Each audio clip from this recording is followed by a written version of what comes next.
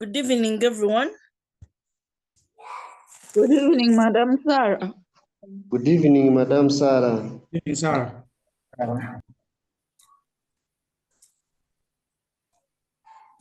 So did you try out the numbers I left you with?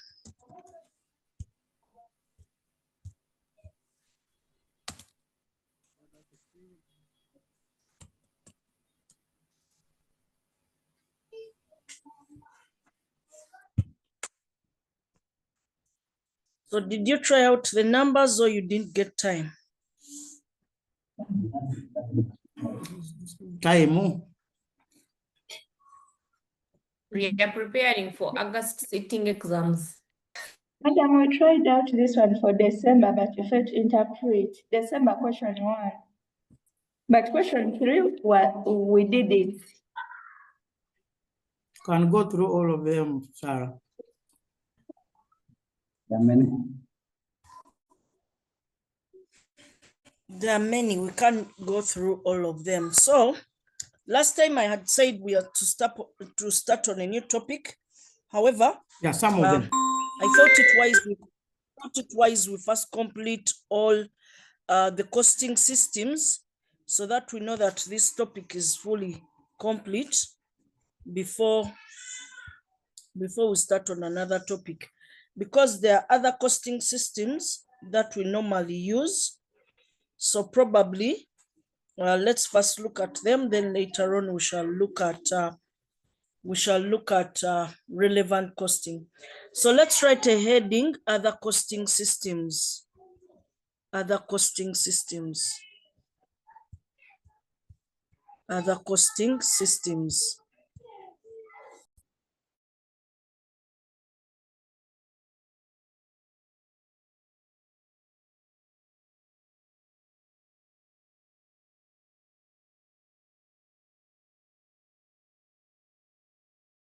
So remember, our topic is costing systems, and under costing systems, we looked at the two costing systems, that is traditional costing and activity-based costing system. So those are the two systems we looked at. But we have other costing systems that we normally use. So one, target costing. So one is target costing. Target costing. This is a costing technique. This is a costing technique. This is a costing technique. This is a costing technique which is customer oriented. Which is customer oriented.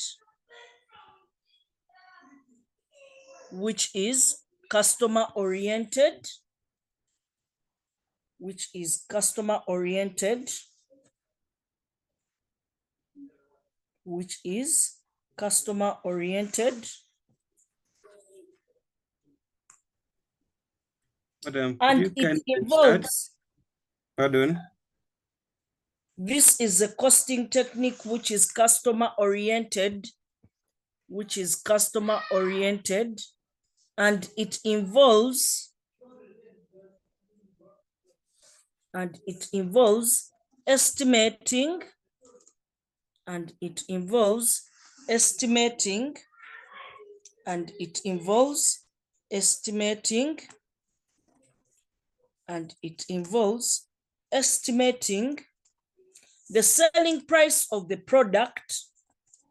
The selling price of the product that will enable. That will enable. That will enable. That will enable the firm. That will enable the firm. That will enable the firm. That will enable the firm to gain a required share of the market. that will enable a firm to gain a required share of the market.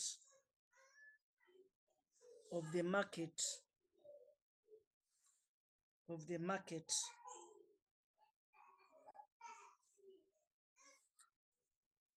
Of the market.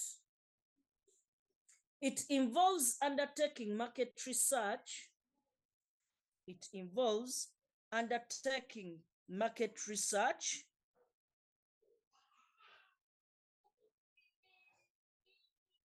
It involves undertaking market research. It involves undertaking market research to determine a customer's perception, to determine a customer's perception, to determine a customer's perception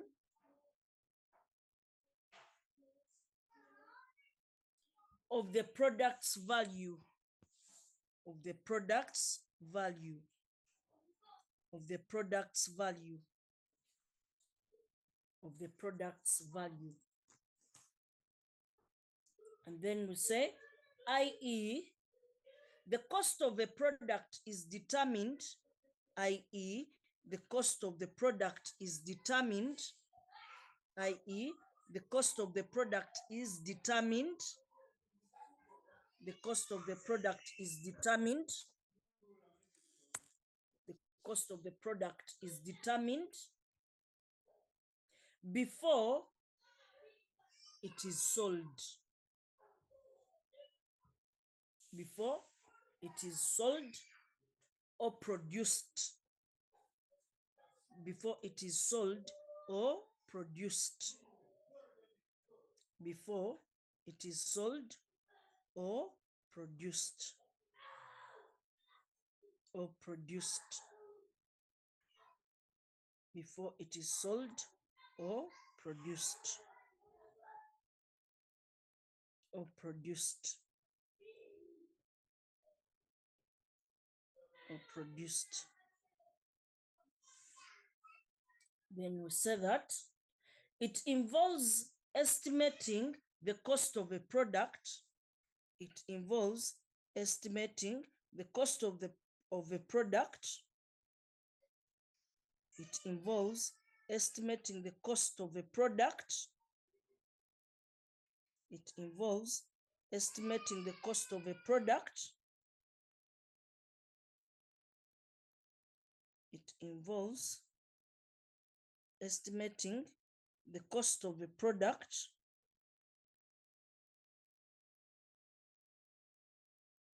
it involves estimating the cost of a product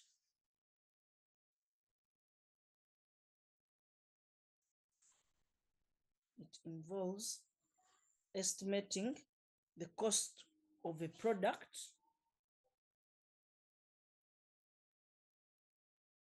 by subtracting a profit margin, by subtracting a profit margin,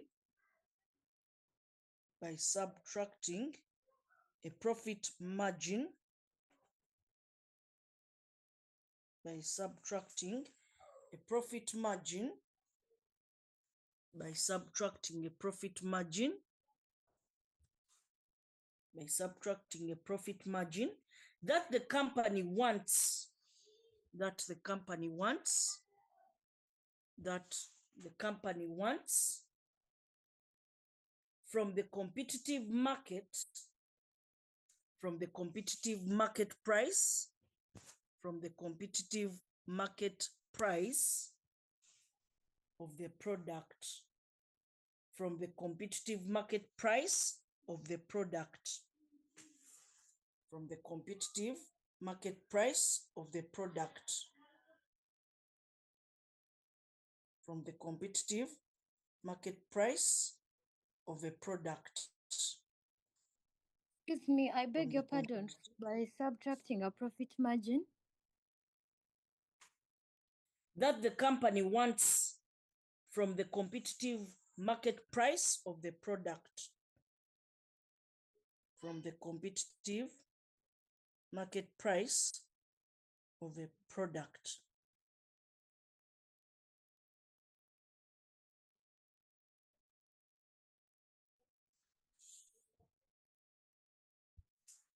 Then write that, i.e.,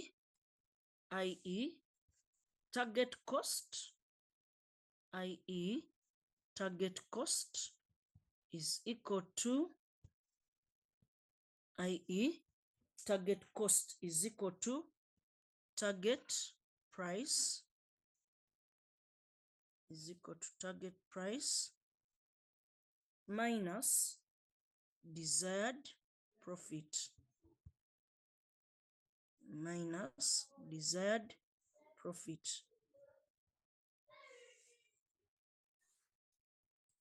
Minus desired profit.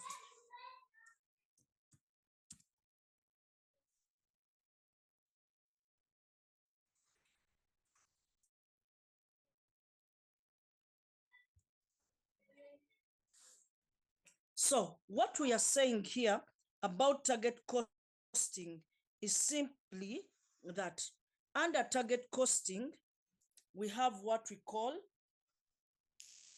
a target price. Remember, we are looking at costing systems. Costing systems normally help us to determine the cost we are going to incur on a product. And we say that among the costs, we have those that are direct and those that are indirect. So what happens with target costing as a costing system? For it, it involves, first of all, getting a target price. And how do we get a target price? A target price is a customer-oriented price. So this customer-oriented price, you go out there and you do market research. Maybe you want to produce a certain television brand. So you ask customers, if I want to sell a flat screen to you with these features, how much are you willing to buy it at? So the customer will tell you a price. So someone may say 1 million, or another one will say 1.5 million, relating it maybe with a similar brand. They tell you, since already in the market there are phones with such features you're talking about already, and they are costing 1 million, I would be willing to pay 1 million. So you undertake market research. Of course, different people will be telling you different views, but at the end of the day, you're going to pick what the majority are saying. So what the majority are saying, that's what you go with. So in that aspect, if majority are saying that they are willing to pay 1 million, so that will be your target price. So you go back to the company or to the factory and you tell employees, look here, we want to sell phones to this market, but customers are willing to pay 1 million. For them, that is the money they are willing to give us for this kind of product we have. So when customers are willing to pay 1 million, you tell your employees, what should we do? Of the 1 million, for us, there is a certain profit that we want. So if out of 1 million, remember, the customer has told you for him is willing to pay 1 million. That is how much he's willing. So you come and say, my target price is 1 million. But for every TV set I'm going to sell, I want to earn 200,000 as my profit for every TV I'm going to sell. So I get my 1 million minus 200,000. So that will give me 800,000. So that should be my target cost. So meaning that if I'm to produce the television set, I should not exceed 800,000, because when I get the cost I've incurred plus the profit, it should take me back to 1 million, which the customer is willing to pay. So the 1 million should have the costs and should have the profits that I should earn. So the target price comes from the customer, That's why we say it is customer oriented. And that's why the Chinese normally, when they come to Africa, they are like, what can we make for Africans where we are going to earn a lot? So they do market research. Maybe they say what Africans want are cars, which are not fuel consuming, maybe cars which are maybe a little bit raised because of the nature of their roads, but we should not exceed 30 million. So that is the price. An ordinary Ugandan will pay 30 million. For them, they are looking at what the majority can pay. However much, there are other people who are willing to buy cars of 100 million, but those are few. So for them, they look at what the majority can afford. So they go back, they are like, okay, let's make a car of 30 million. But 30 million should have our profit inside and should have the costs we are going to incur. Then they bring the product on the market and everyone is buying that product because they did market research. So companies that don't normally first do market research, they don't get such benefits. They just wake up and produce a product. And then at the end of the day, customers are not buying the product. Even when it's a very good product, customers are not buying it because they cannot afford. You did not first get the views of the customers. That should always come first. Know what the customers need, know what the customers can afford. Then you can put your product on the market at the price the customers are willing to pay. So a target cost comes from a target price, and a target price is customer oriented. So once you get the target price, subtract your profit, then you can get the target cost. So let's write that. It involves the following stages. It involves the following stages. It involves the following stages. It involves the following stages. It involves the following stages. It involves the following stages. It involves the following stages.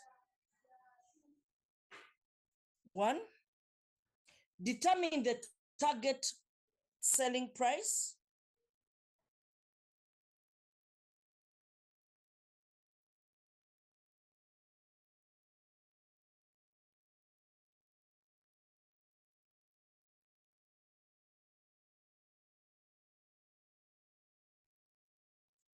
Customers will be prepared to pay, which customers will be prepared to pay for the product, which customers will be prepared to pay for the product. This is done through market research. This is done through market research. This is done through market research. 2, deduct a target profit margin .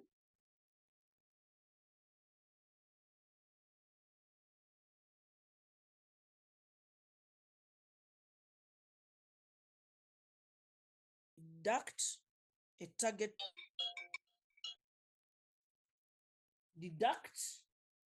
profit margin .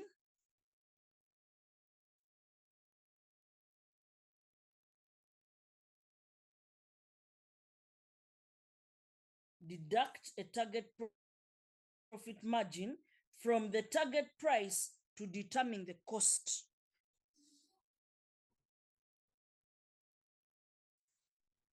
Deduct a target profit margin from the target price to determine the cost. To determine the cost. Was number 1, madam? I beg your pardon. 1 was determine the target selling price, which customers will be prepared to pay for the product. This is done through market research.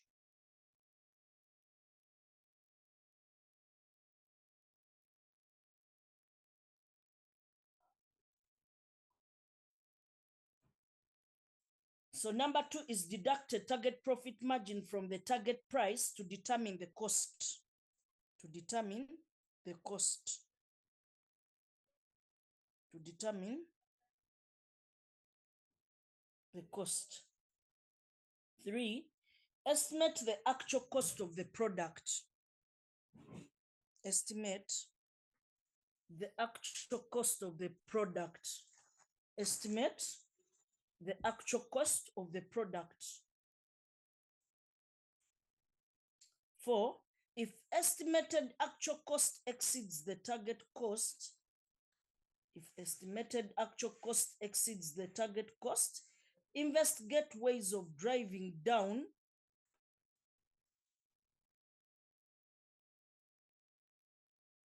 investigate Pardon. Pardon. Beg your pardon from the start. Number 4. if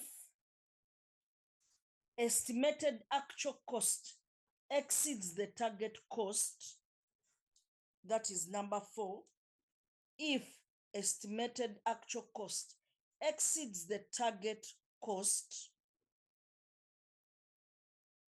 if estimated actual cost exceeds the target cost, investigate ways of driving down. Investigate ways of driving down the actual cost to the target cost. If estimated actual cost exceeds the target cost, investigate ways of driving down the actual cost to the target cost.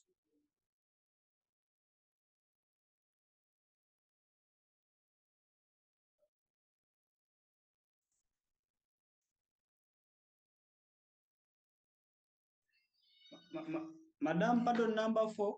Number 4. If estimated actual cost exceeds the target cost, investigate ways of driving down the actual cost to the target cost. Investigate ways of driving down the actual cost to the target cost. Investigate ways of driving down. Investigate ways of driving down. Investigate ways of driving down. Investigate ways of driving down the actual cost to the target cost. And B, a cost gap. And B, a cost gap normally arises. And B, a cost gap normally arises. And B, a cost gap normally arises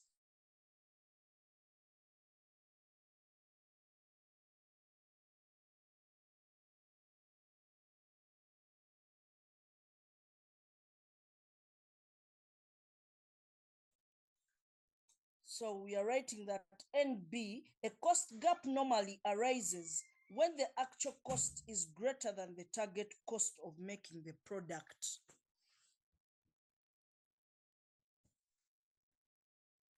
NB, a cost gap normally arises when the actual cost is greater than the target cost of making the product. A cost gap normally arises when the actual cost is greater than the target cost of making the product.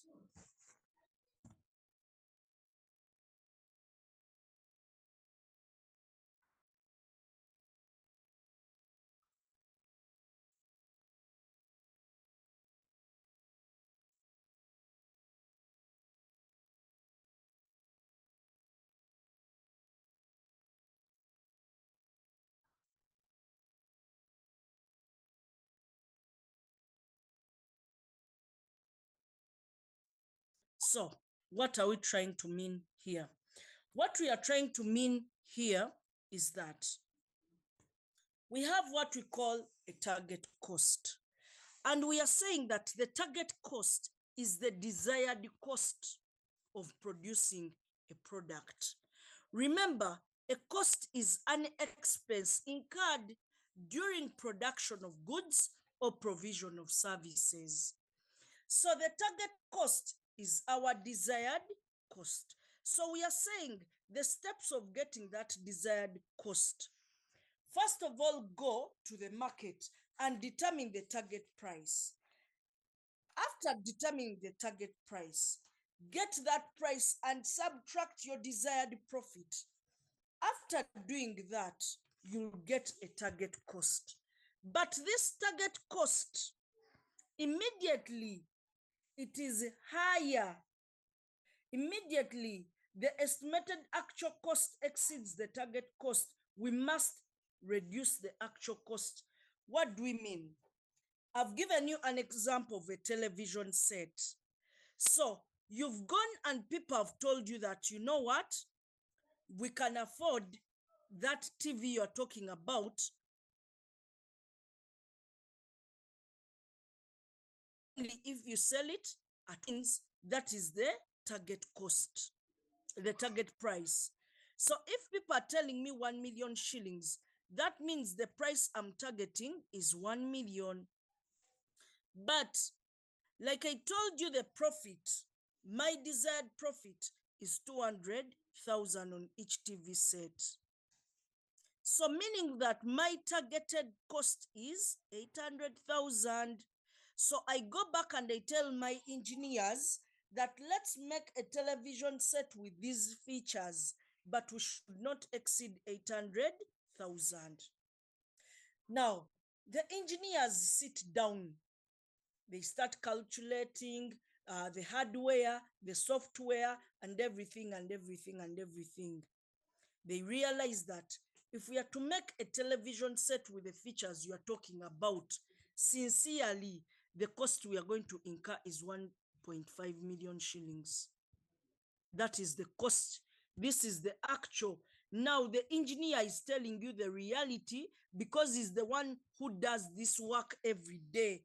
He has the expertise. He's telling you in reality, if you're talking about those features there, we can incur 1.5 million shillings per television set. That is the actual. Remember, the customer has told you once you exceed 1 million, I'm not going to buy your product. Now the engineer is telling you the actual cost of making that television is 1.5. You've not yet even seen your profit. Remember, your profit per television set is at 200,000. Your profit is at 200,000. So it literally means that if you are to follow the actual, your television set is going to be at 1.7 million. But the customers have told you they can only give you 1 million. So meaning you have to see how can you reduce this actual cost to a target cost. So that cost must be reduced. So you go back and tell the engineers, please, our targeted cost is 800. Don't exceed 800. So they also tell you the reality is that our actual cost is 1.5 if you want those features. So there is a problem. So the examiner will come and tell you, using target costing technique, advise the company on whether they should go ahead and produce the product. I'm going to tell them not to go ahead and produce the product. Why? Because the actual cost is higher than the target cost.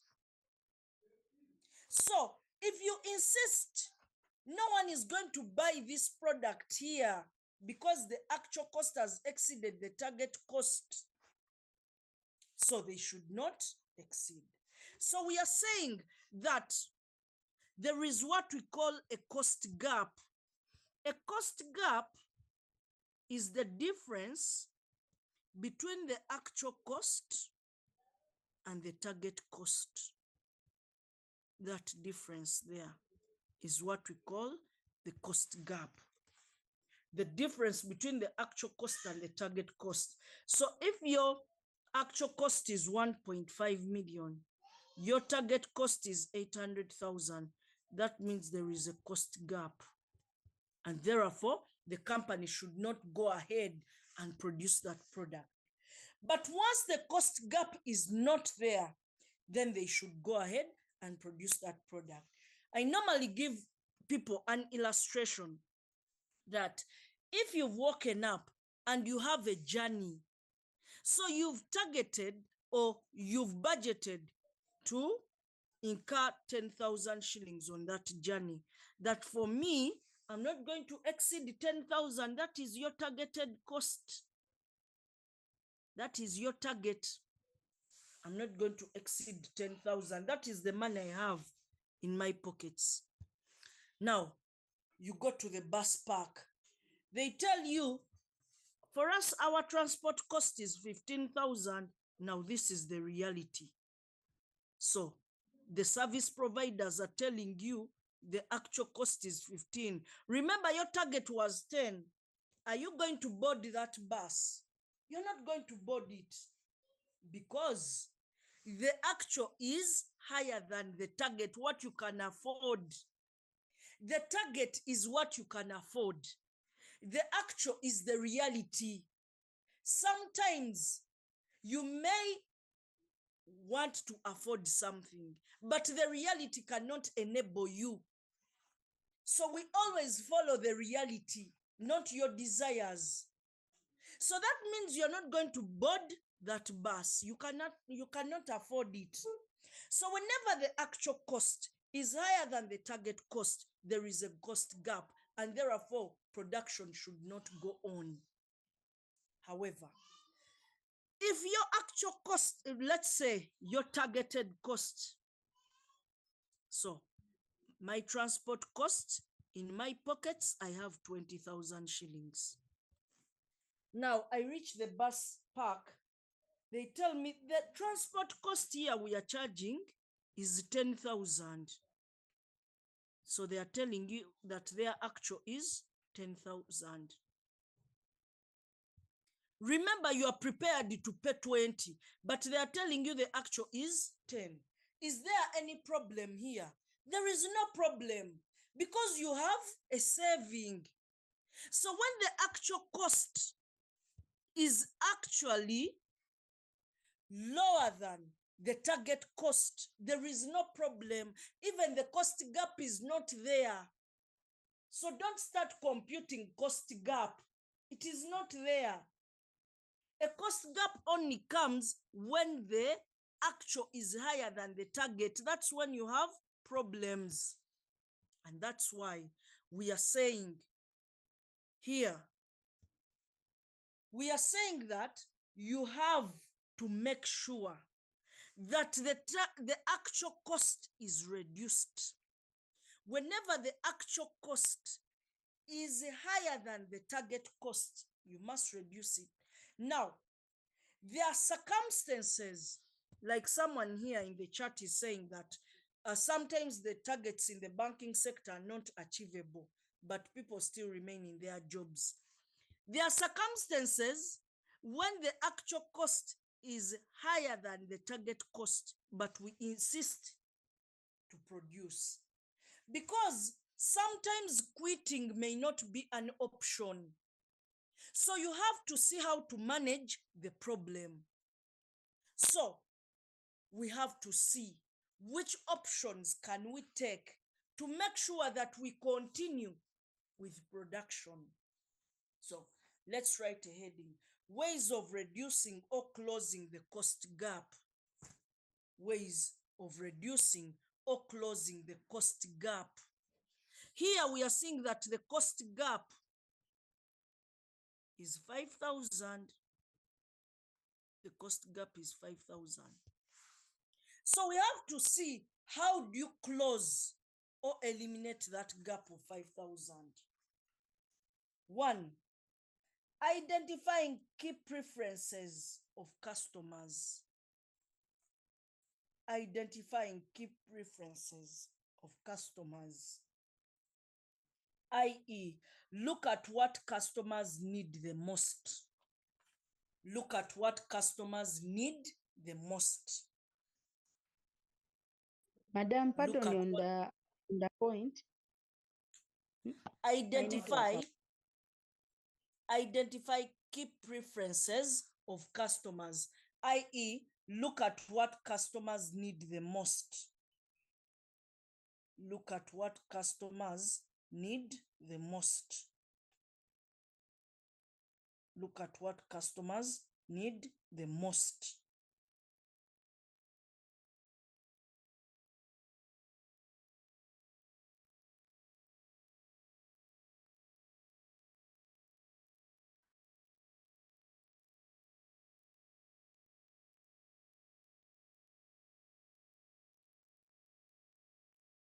Look at what customers need the most. Look at what customers need the most. So what we are saying here is that sometimes a customer wants a smartphone. Now, the engineer is giving you now the tricks. Do you know what we are going to do?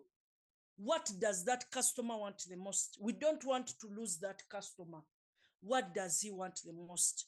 So you are like, okay, the customer wants a phone, provided the phone has social media like WhatsApp, Facebook, TikTok, and so on, if it can support those applications, provided the phone has a good camera, provided it can receive calls and make calls. That is what a customer wants the most. So the engineer is like, okay, now let's remove these other features, which the customer will not even be able to tell that they are not there, or features we had added thinking that the customer will like the phone so much, but they are making the phone expensive. Let's remove them. Like what? So we are like, let's remove maybe waterproof. So that function of the phone being waterproof, let's remove it. After all, customers in Africa don't care whether the phone is waterproof or not. Even if you tell them that it's waterproof, they are not going to throw it in the water. So that feature is useless. Let's remove it so that we reduce on that cost. So they remove that feature. So they're like, what else? This customer wants maybe a portable phone. Okay, let's reduce on the size of the phone. So we are reducing on the hardware materials we would have used. So let's also make a saving there. Okay, so they keep on revising. At the end of the day, the actual cost will reduce. So when they remove all those unnecessary features, they'll realize that now the actual cost has gone to 8,000 or even 10,000 itself. And they're like, okay, we've removed the cost gap. So the cost gap is no longer there. The actual cost has been reduced. So even at your workplace, if you want to earn 1 million, but the employer is telling you, I can only give you 500,000. But now the transport costs, the feeding and all that, what am I going to do? So it's like, I can only give you 500. You have to see how to fit within 500. So you're like, okay, the employer wants me from 7, maybe 7 a.m. So let me wake up at 5 a.m. and I walk up to when I reach the place of work. I'll not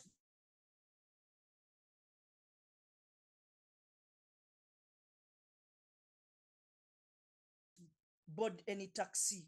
So you've saved the money of lunchtime. I'll be packing food from my home. I'll not be buying. So you see now how your actual costs are reducing to fit within the salary they are giving you. But you've not rejected the job, because now if you start rejecting the job, you see, you may miss out on that opportunity. So you just see how you can fit within the actual cost by removing the unnecessary features. Then 2, the second way is empower and educate employees. Empower and educate employees. Empower and educate employees.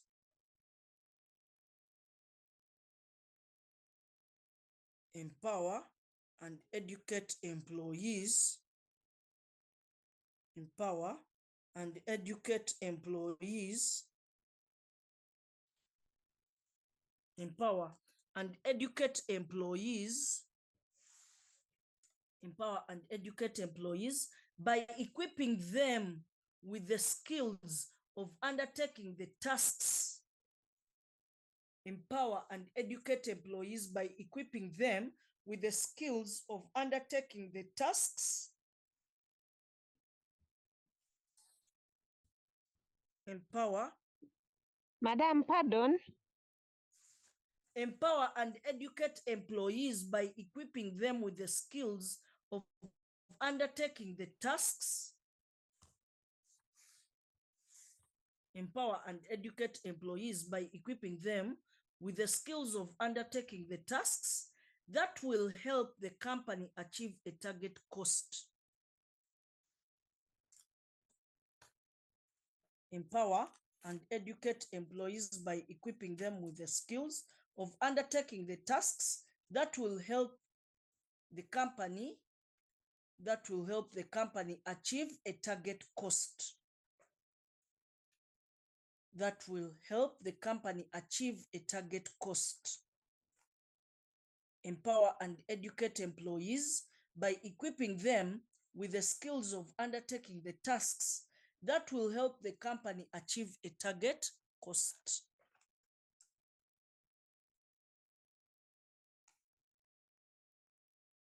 So what we are saying, empower your employees to be creative.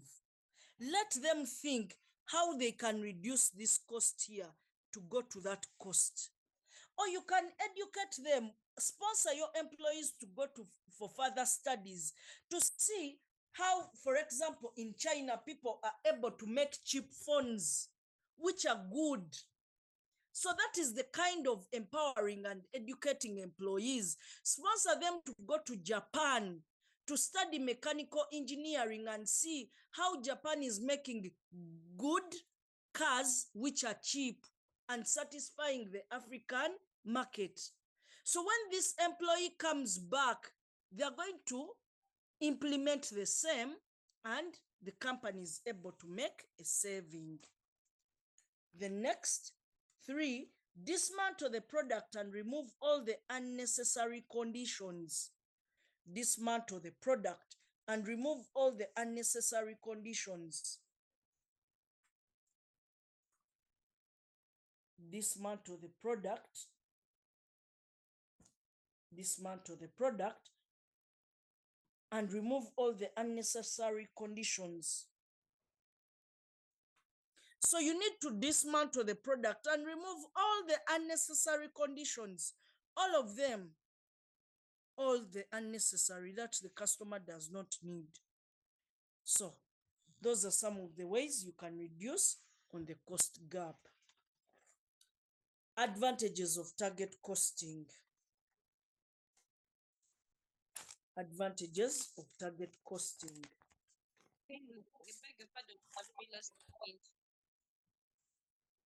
The last point is dismantle the product and remove all the unnecessary conditions. Dismantle the product and remove all the unnecessary conditions. So heading, advantages of target costing. One, it helps the company to produce products. It helps the company to produce products that fit. It helps the company to produce products that fit within the customer's needs. That fit within the customer's needs. 2, it is useful. It is useful for cost reduction It is useful for cost reduction. It is useful for cost reduction during the production phase. During the production phase. 3, it adds value to the production processes. It adds value to the production processes. It adds value to the production processes. It adds value to the production processes.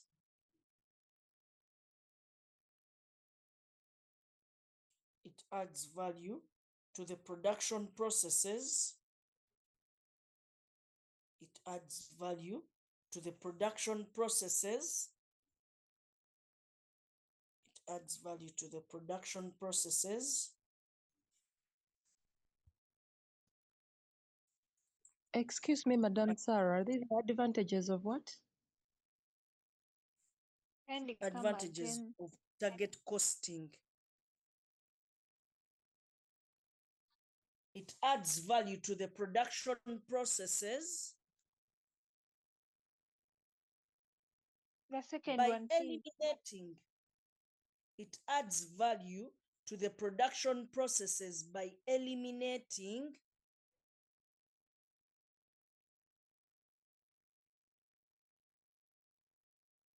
it adds value to the production processes by eliminating non-value adding activities.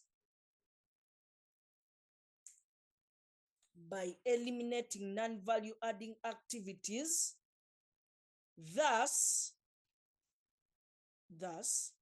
producing products, producing products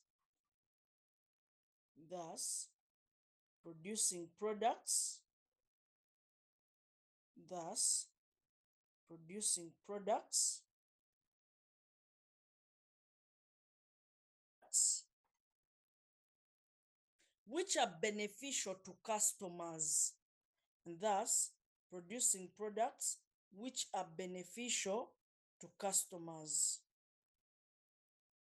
which are beneficial to customers, which are beneficial to customers.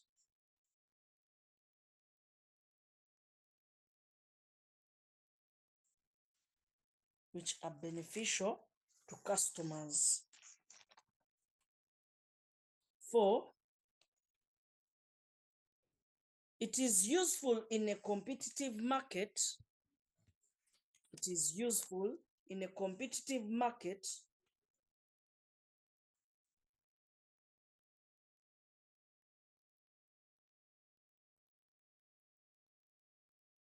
It is useful in a competitive market such as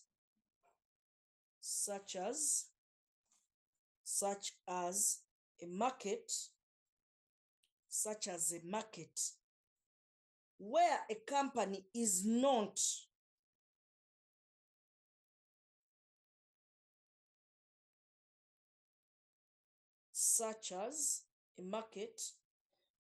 the company is not dominant, where the company is not dominant in the market,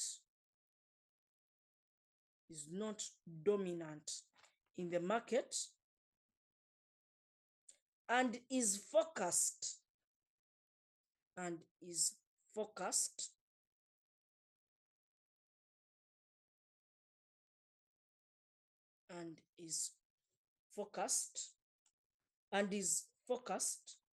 to accept the market price, and is focused to accept the market price for its products or services. For its products or services. To accept the market price for its products or services. Or services. So that's what we call target costing. So everything is about the customer. So you want to make the customer happy. So sometimes you may not have resources to do market research. So what you do is to adopt the ruling market price. So if you want to produce a phone similar to Hisense, so you just see maybe 32 inches Hisense, they are selling it at 1 million. So that one also becomes your target price for the same size. So you know that if I'm to produce a target inch TV, I can sell it at 1 million because that is the market price for that. So you take back and see how your cost can fit within the 1 million. So sometimes when the examiner is talking about a target price, he'll tell you a market price, and he tells you similar phones on the market are sold at 1 million. So that means it should be your target price. That is what you should also plan to sell your product at. Disadvantages of target costing. Disadvantages of target costing.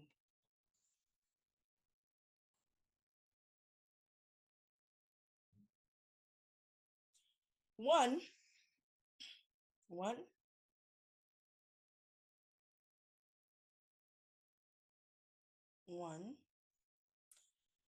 sometimes the team may decide to go forward with an inferior product. Sometimes the team or company, may decide, sometimes the team or company may decide to go ahead with an inferior product, or poor quality product, with an inferior product or poor quality product,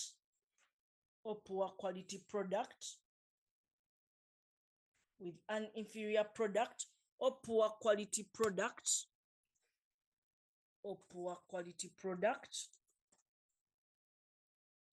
in order to meet the target cost. In order to meet the target cost. In order to meet the target cost. In order to meet the target cost. So sometimes, because we want to make the customers happy at a cheap price, we may be able to produce a poor quality product. So you produce a smartphone, but the battery life is low, or it sometimes gets heated up. But remember, you did that because you wanted to fit within the customer's price. So target costing may push you to produce poor quality products. Then two, the development process is very lengthy. The development process is very lengthy. Because the development process is very lengthy, because the product has to go through. The development process is very lengthy because the product has to go through. Because the product has to go through several changes. The development process is very lengthy because the product has to go through several changes. Development process is very lengthy because the product has to go through several changes in order to meet the target cost. In order to meet the target cost. In order to meet the target cost. In order to meet the target cost. So, target costing is not as easy as it sounds. It involves a lot of stages and processes, to make sure that the actual cost goes to the desired cost. You see how we are talking that you go and remove this feature. It is not easy. Sometimes you may realize that you're going to remove all those features. You produce a product, but still the actual cost ends up being higher than the target cost. That means you have to reproduce and remove certain features again. So you find that you are producing a product, a dummy. We normally have those dummy products where we do experiments. So you find that you are producing that product, it's not coming out the way you want. Again, you have to produce. The cost again is still high. Again, you have to produce. So the entire process is really lengthy and time consuming. With target costing, you have to be very patient. You don't just wake up and produce a product and sell it onto the market. You have to follow several stages and processes. So next 3, reducing costs may sometimes,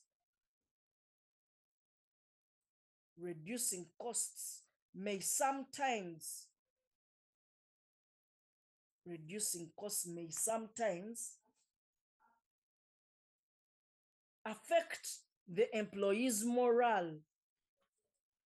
May sometimes affect the employee's morale. May affect the employee's morale, especially if they relate to employees' allowances and salaries. Especially if they relate to employees' salaries and allowances. Especially if they relate to employees' salaries and allowances.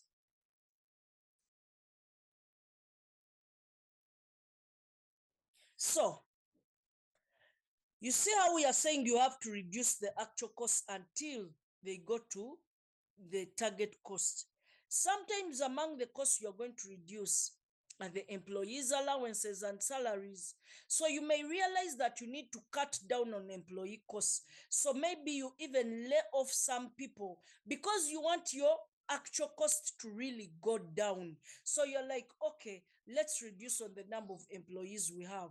So people will realize that there is no job security. However much you've chased away their colleagues, they are also going to be demoralized to work harder because they know still if your actual cost is not reached, you are going to still cut down on the number of employees or even reduce on their salaries more and more, or even on their allowances, because for you what you are looking at is cutting down on costs. And that is what target costing is all about. The actual cost versus the target cost. So you want those two to be equal or the actual cost to even be lower than the target. So you're going to find yourself going ahead on reducing costs which are going to demotivate these employees. The next,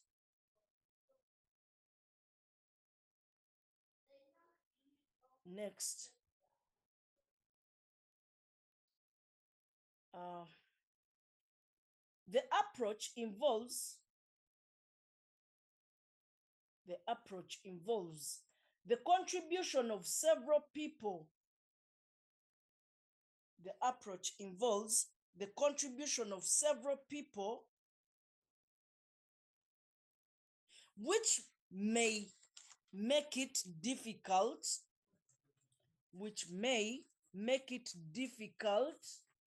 to reach a consensus.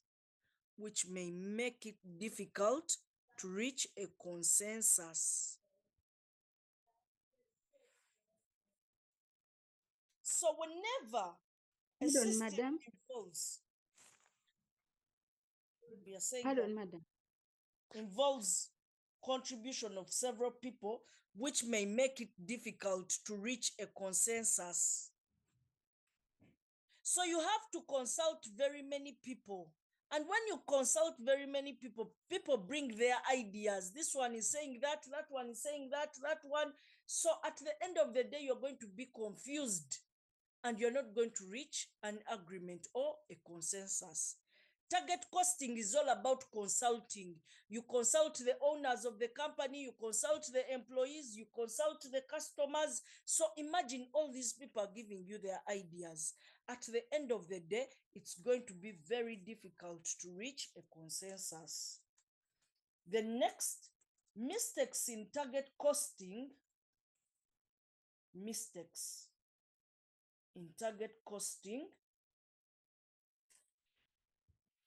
Mistakes in target costing can lead to financial loss for the company. Can lead to financial loss for the company. Can lead to financial loss. Can lead to financial loss for the company. So any mistake you made is going to affect the financial position of the company.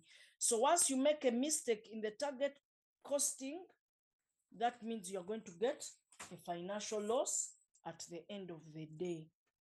So in brief, that's what we call target costing. Please, whenever the examiner talks about the ruling market price, that means he's talking about target costing.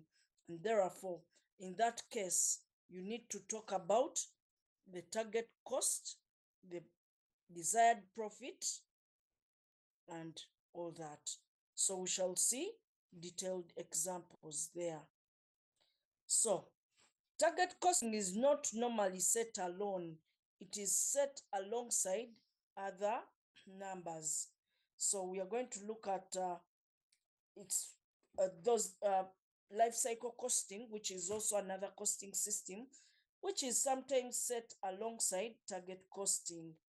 So let's first of all look at life cycle costing, and then we shall do a number to do with these two. So 2, life cycle costing. Remember, we are looking at other costing systems. So 1 was target costing. Now let's look at 2, life cycle costing.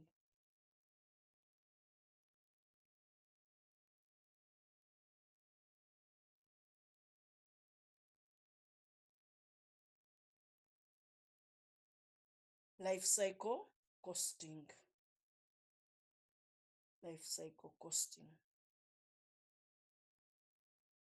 Life cycle costing.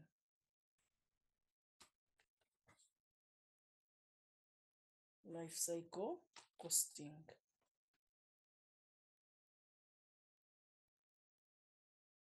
Life cycle costing. This estimates and accumulates costs. This estimates and accumulates costs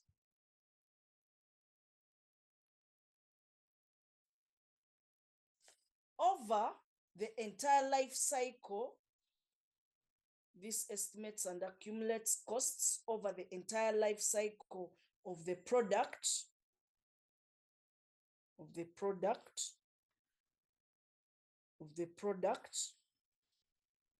In order to determine whether profits earned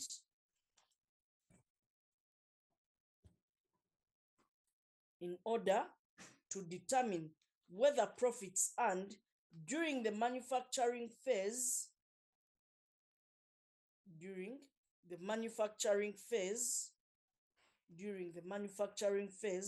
will cover the costs incurred,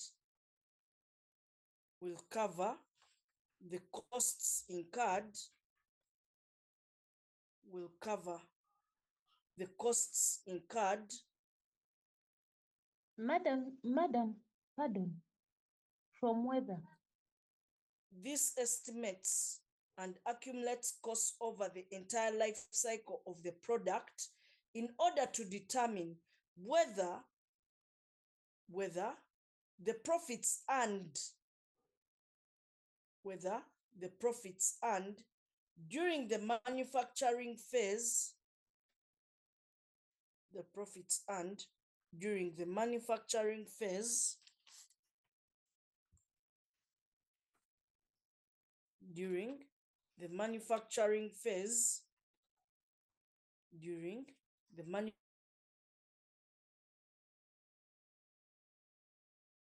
manufacturing phase, will cover the costs incurred, will cover the costs incurred, will cover the costs incurred, will cover the costs incurred during the pre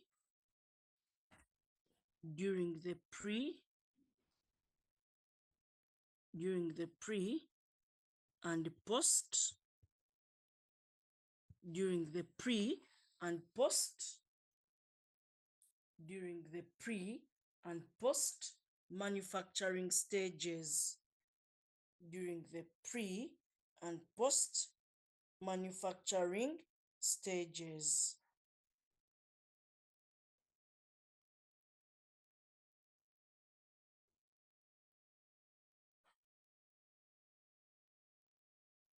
Pre and post manufacturing stages, i.e., life cycle costing is a method, i.e., life cycle costing is a method of adding up, i.e., life cycle costing is a method of adding up all the costs relating, all the costs relating, all the costs relating to an asset, all the costs relating to an asset, all the costs relating to an asset, to an asset, starting from the initial cost,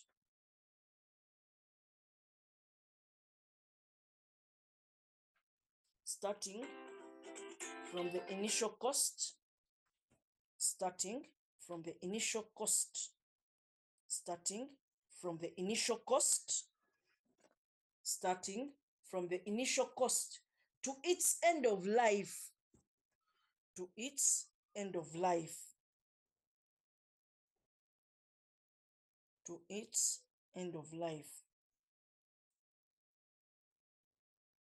to its end of life, to its end of life, to its end of life. Then we write that it does not take into consideration, it does not take into consideration the salvage or scrap value of the asset. It does not take into consideration the salvage or the scrap value of the asset, since it is a cash inflow, since it is a cash inflow, since it's a cash inflow, and thus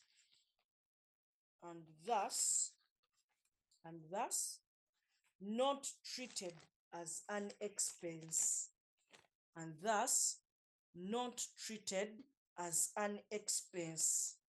Pardon, madam. Excuse me, madam, right from starting from the initial costs. Its end of life, to its end of life, to its end of life.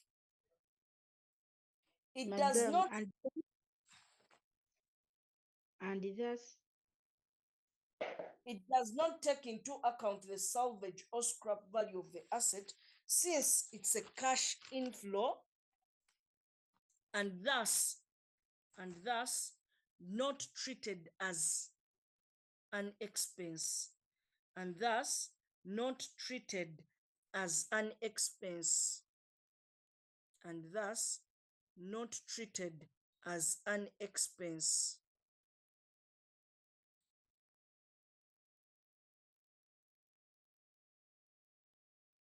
And thus not treated as an expense. Not treated as an expense.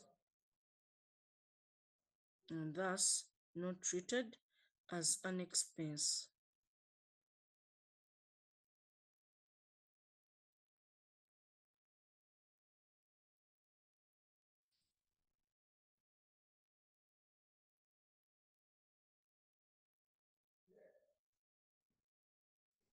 So what we are trying to say about life cycle costing. Life cycle costing, for it, just like the name suggests, life cycle costing, we want the life cycle cost or the lifetime cost of a product. So we normally have what we call the pre-manufacturing stage and the post-manufacturing stage. The product goes through a life cycle. You don't just wake up and produce the product, then it's complete, you sell it. No, there are certain stages or life cycles it goes through. So when I have a simple illustration of a life cycle like that, we have what we call the pre-manufacturing stage. Pre-manufacturing. Pre-manufacturing means before you start manufacturing. Before you start manufacturing, there are certain costs you incur, like on research and development. We have research and development costs you incur there. So when you start manufacturing, the stages that come are called post-manufacturing. The post-manufacturing stages of a product, we have what we call the manufacturing. So at the point of manufacturing, we have what we call the growth, maturity, and decline. So you're going to produce your product. You put it out there in the market. Customers may not buy this product at once, but may gradually buy the product. How? So your sales may keep on growing depending on how you are handling your sales. So after you manufacturing your product, are you going to just sit down and call customers to buy your product? No, there are certain things you're going to take into consideration. There are certain expenses you need to incur. For example, you have expenses of advertising. So you have the advertising costs. So the advertising costs here, for example, you have advertising. So you have, for example, promotions. So you have promotions. Someone is saying they're off. I don't know.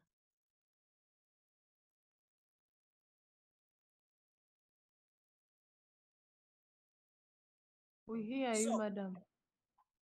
We have advertising, we have promotions, we have discounts. So there are very many things you are doing to appetize your customers. So at this point, the customers are going to start coming because here,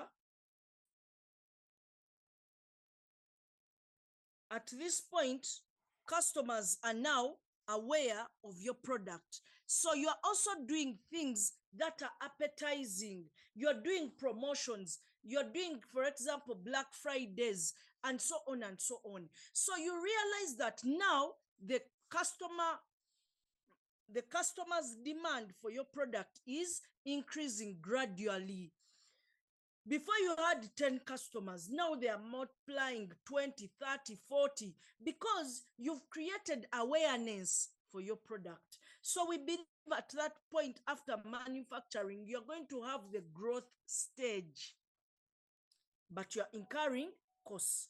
However much you are earning revenue, because at this stage, we don't expect you to be looking at your revenue or profits. No. At this stage, you are just investing in the business. So, however much you are earning, whatever you are earning, you are putting it back into the business. So customers tell you, I think you need to improve in your product here and there. So you use that money to improve on your product. I think you need to reduce on your price. You reduce the price. I think you need to give us discounts. You give discounts. So at this stage, you're trying to appetize customers to buy more and more of your product. So that means you are at a growth stage. Now, when you move at the growth stage, you go to what we call maturity. Now, everyone is happy about your product. Everyone knows about your product. Now, this is the time for you to earn big and recover all the money you've been putting into this product. So this is when you now start charging whatever price you want, because everyone is yearning for your product. Your product is a household name. So that means you're at maturity. But even when you're at maturity, you should make sure that you continue investing, though not much. Because now, if you continue investing too much, the problem that may arise is that at the end of the day, you may be operating in losses. Very many customers are coming, but your costs are high. So at maturity, it is the customers yearning for your product, not you yearning for the customers. So this is when you should recover your money. And that's why you see whatever price MTN charges you, you're willing to buy. The bundles, you're willing to buy the voice bundles, the data bundles, using the mobile money, whichever, because MTN has already invested. Even if you go up country, whichever corner, MTN is already there. So whatever price MTN is going to charge you, you don't have any problem. Even if you have a problem, you don't have any alternative, because the competitor may not be as well established as MTN. So you find, because for them they're at maturity, their product is a household name. So whatever they do, you are willing to accept it as a customer. If they tell you that we've given you 20 minutes at 10,000, then you've just talked for 5 minutes and they're telling you you need to load more minutes. They are recovering their money. They are exploiting you, but you cannot afford to leave the network because you are so addicted to it, because they are at maturity. However, if that company also fails to manage the maturity stage, they are going to go to a decline. Now, you see that when they go to a decline, the curve is not coming back, because once you go to a decline, that is the end of your business. You're going to collapse and you phase out. Very few companies have come back from a decline stage. Most of them just close the business because they failed to handle the maturity well. However much you are exploiting customers, be very technical and you make sure that they stay with you. You see, MTN, even when they are exploiting you, you see once in a while they bring a promotion. We are giving out cars. When you buy airtime of 10,000 and above, you stand a chance of winning a car. So as the customer is not happy, is very annoyed, wants to leave the network, now sees this promotion of a car and is like, no, maybe I can win that car. Let me just continue using MTN. After all, they have said airtime of 10,000. So you're stuck because of the promotion. So as you're still there, you're using a lot of their mobile money. You see them paying you an interest for using too much of their mobile money services. So you're happy and you're like, oh, MTN is rewarding me interest for using their services. So you are happy with them. But for them, they know they're exploiting you, but they're blindfolding you because of that promotion. So they are very clever that for them, they don't want to go to a decline stage. Whenever a customer wants to exit, they bring something. So the customer stays because they don't allow their product to go to a decline. knowing very well that once you go to a decline, you're not going to come back. You're going to just exit.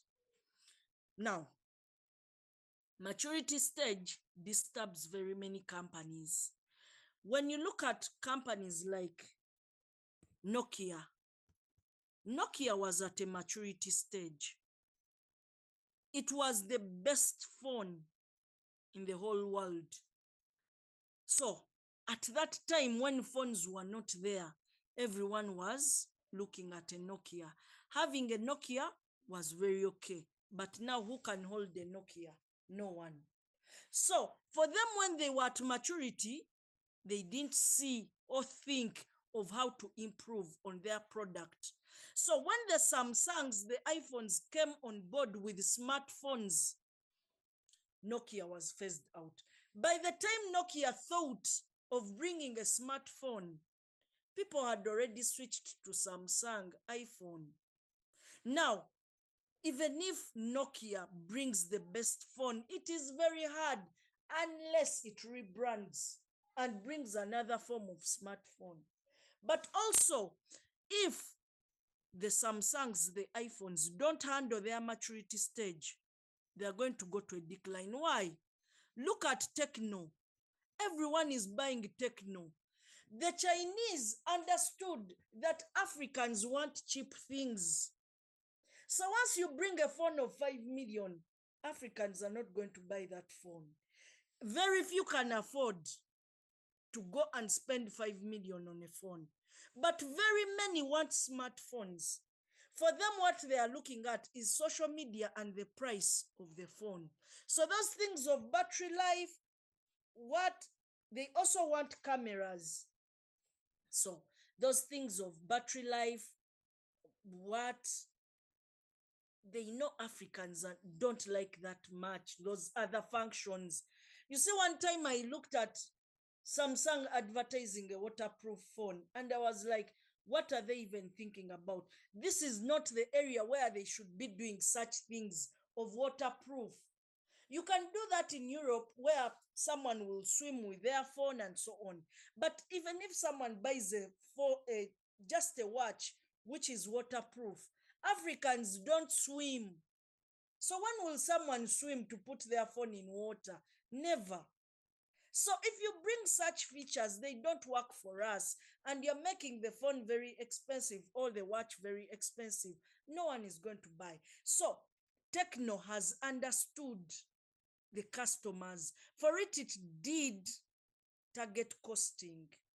Now it's producing what majority want.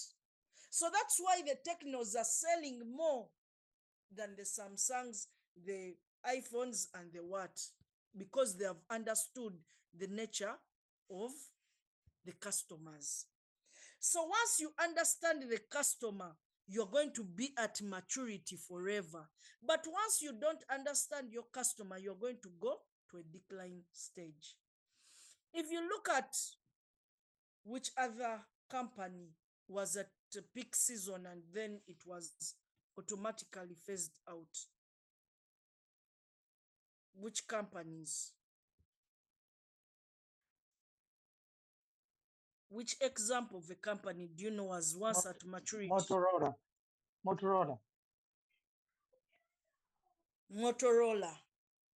Even UBC Crane had the time, but now who watches UBC?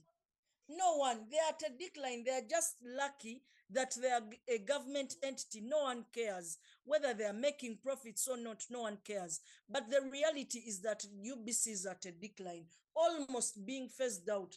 They don't just want to phase out because of the reputation of the company, but in reality, they are at a decline. Actually, practically, they are phased out. They are just keeping the name that they are there. So it is very hard to go to a decline and you come back. However much you try, it is very hard to come back. Very few companies have come from a decline and have come back. Very few. So what you need, you keep on rebranding. You keep on bringing a variety. Do you know what Geisha does? Geisha has been here for very many years. So as you're there, they are bringing Geisha Herbal. As you're still on Geisha Herbal, they are bringing Geisha White. After Geisha White, they are bringing another type of Geisha. So they want the customers to be looking out for the next product. Look at Colgate. They bring Colgate Herbal, they bring Colgate White, they bring Colgate Max, they bring all types of Colgate. So Colgate Charcoal, as a customer is tired of Colgate Herbal, they realize there is Colgate Charcoal. So you remember in the village, we used to use charcoal to brush our teeth. So you go and buy Colgate Charcoal. So they keep on playing with the minds of the people because they know what people want. So anytime they bring Colgate Ash, because they know people in the villages have ever used ash to brush. So if they bring the ash, they'll bring back the memories of people. Oh, we used to use ash. Now, what can we do? Oh, they have brought Colgate Ash. Let me go and buy that. So they keep on playing with the minds of the people. You find that Colgate Herbal and Colgate Charcoal, they are the same. They are just changing the flavor maybe, but playing around with your mind, knowing that there is a theory that when you use charcoal, your teeth becomes white. So they are not putting the charcoal inside, they are just playing with the minds of the customer. So when the customer is tired of herbal, they switch to Colgate Charcoal, but you're still under the Colgate franchise. So is Colgate losing? No, they are not losing, because you're switching from one product to another. And that's what even the Samsungs are doing. They bring Samsung Note 2, Samsung Note 3. As you're tired of Samsung Note 1, they bring Samsung Note 2. But they're not even changing that much. They are playing just around with the minds of people. Look at the cars. They bring the new model car when they have changed the side mirror. So they tell you that car is 40 million. The old model is 20 million. And you know how Africans love good things or new things. Everyone is going to go for that new model. But they have only changed the side mirror or even the shape of the lights. The man before was using big lights. Now he's changing and making the lights smaller. So for you, you're seeing this is a new design, but the man is reducing on his costs. The side mirror was very big. Now he has reduced the size of the side mirror. For you, you're seeing it's trendy, it's a good design, and then you buy the car very expensively, thinking it's a new model. And yet the man was looking at how he can reduce his actual cost to lesser cost so that you can buy at a triple price. So that's how Japanese play around with the minds of the people.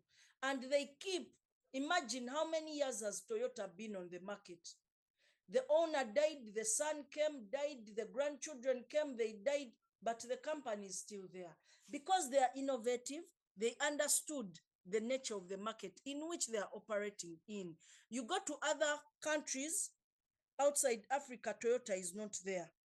And you're wondering, why is Toyota in Africa? Because they know what Africans want, which people in Europe don't want.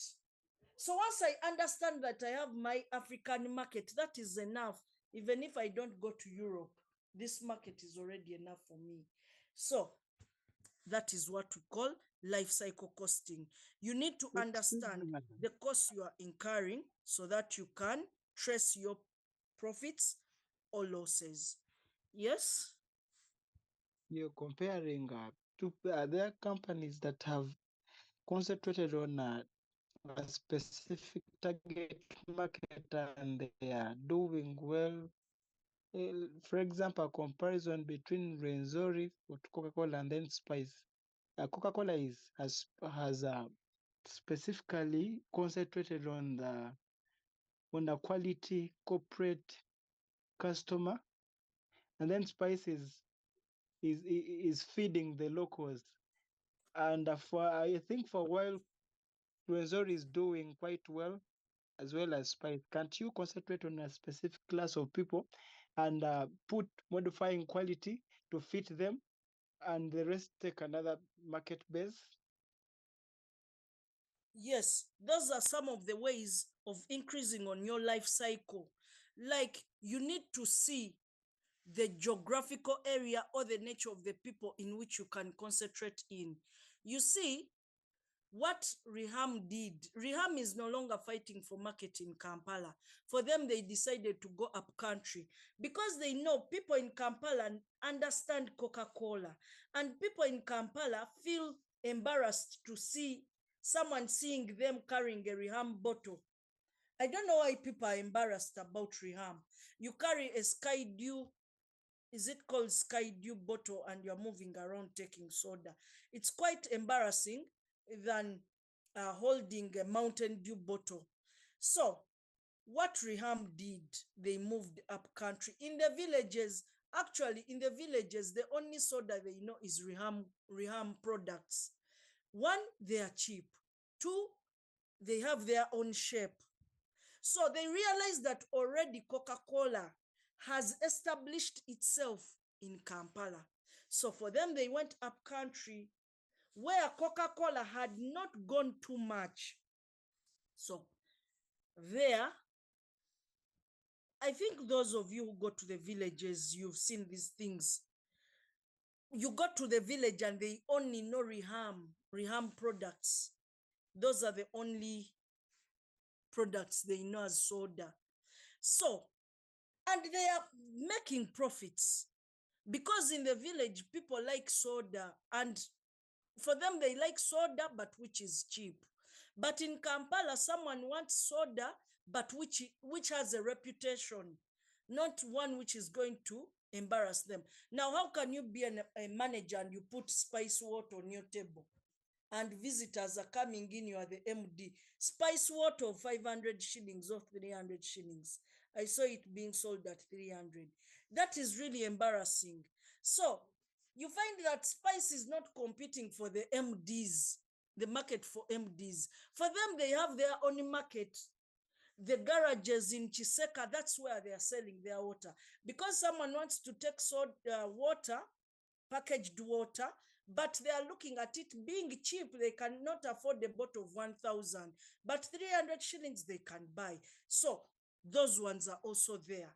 And you're going to, at the end of the day, make a lot of profits, having seen where your market is. So if you force yourself to compete with other people, then you may not manage the competition. Just look at where you can fit.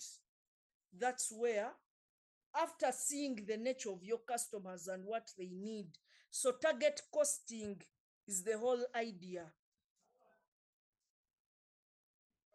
So those are ways of increasing the life cycle of a product, which we shall also write about. So let's look at a number which involves target costing and life cycle costing. So let's look at December 2020 question 5. So life cycle costing is all about the life cycle cost of a product from the beginning up to the end. Target costing is all about the target price. So let's go and look at December 2020 question 5.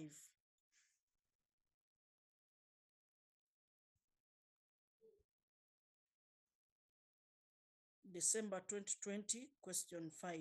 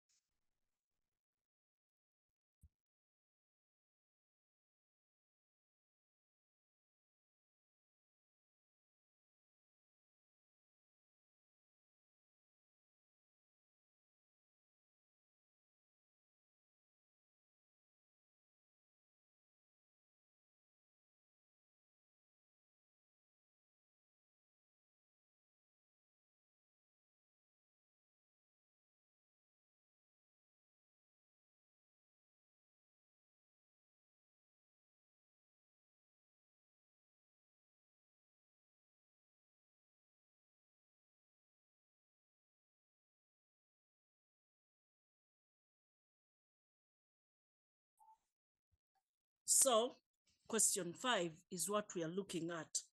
Africana Plastics Limited, APL, is one of the leading manufacturers of plastic products with a niche in research and development, which has helped them to maintain their market share in East and Central Africa. The company is yet to solve the client's problem of replacement of the 10,000 liter tanks, which got damaged before expiry of the warranty period. The CEO informed journalists during a press conference that the new water tank of 10,000 liters will have a longer lifespan compared to the old one, which is going to increase APL's profitability and reduce clients' costs. Replacement costs are also anticipated to be eliminated completely. APL anticipates to produce and sell 600 new water tanks of 10,000 liters during the year ending 30th June 2021. A similar water tank on the market is sold at 4 million and APL targets a markup of 25%. The new water tank's lifetime costs will include the following. So they gave us those costs. Then they said, a junior engineer explained to the CEO that more profits can be made from the new water tanks if more investment is put in design. The junior engineer believes that 30% increase in design costs can lead to a 25% reduction in other costs, except the end-of-life costs. However, this will shift production of the new tanks to the year ending 30th June 2022. The new CEO is now seeking clarification of the junior engineer's assertions, and she has instructed you as the management accountant to analyze the available information to ease her decision making. Then, required, using life cycle and target costing techniques, advise the CEO on whether to produce and sell 600 new tanks during the year ending 30th June 2021. Consider junior engineers' assertions and shift production of new tanks to the year ending 30th June 2022. Explain the main phases of target costing process. Describe any 3 causes of product life cycle changes. So this is what we have. Now, first of all, they are telling us to use life cycle and target costing techniques to advise the CEO on whether to produce and sell 600 new tanks during the year ending 30th June 2021. The key highlight here is using life cycle and target costing techniques. So you must know what life cycle means and what target costing means so that you can ably attempt the number. So if they want us to use life cycle and target costing techniques, you need to look at one by one. So I'm going to start with life cycle costing. So I come and I start with life cycle costing. If you want, you can start with target costing. So whichever you want to start with. So me, I'm starting with life cycle costing. So life cycle costing means getting the total life cycle costs of a product, the total life cycle costs of the product. So we go and see which life cycle costs they have given us. A life cycle looks at the cost of a product in its lifetime or lifespan. So you go and see in the question where the examiners talked about the life cycle costs or the lifespan costs. So the examiner told you that The new water tanks lifetime costs will include the following. So you see, these are the life cycle costs. So we have to add the total life cycle costs. So we come and add those costs. So we have shillings in thousands. So we are looking at life cycle costs or lifetime costs. They have called them lifetime costs. So I come and I show lifetime costs, and they are telling me the shillings are in thousands. So we come and see which lifetime costs they have. So they have research, design, and development costs 3,000 to 4,000. So research,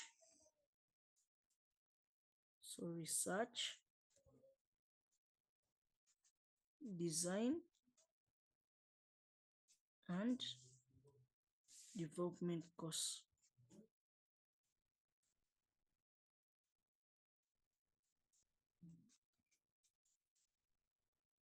$3,000 to $4,000. So we move to the next. So next, they are giving us direct material cost per tank. So is the research, design, and development cost per tank, or it's not per tank? It's not per tank. It's No, not per tank. the entire.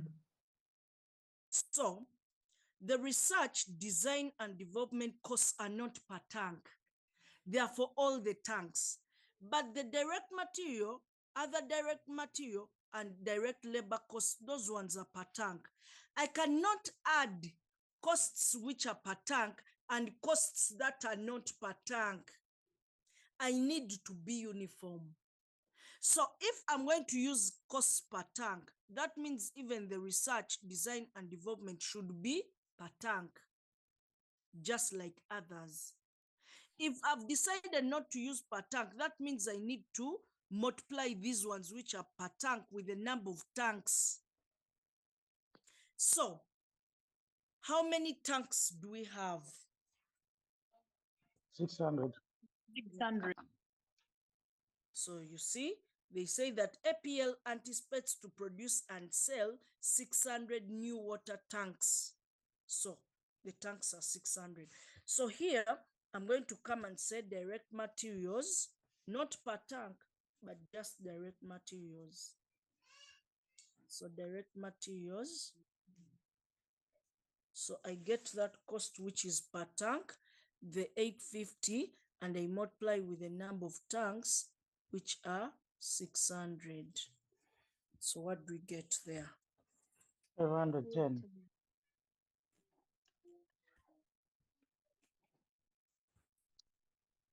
Go to the next.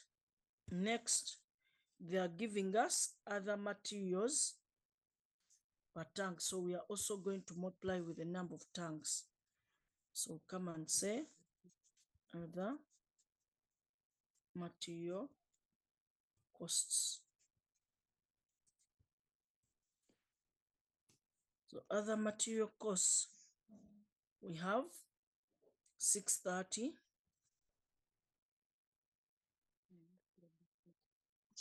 times 600. What do we get? 378,000. 378,000.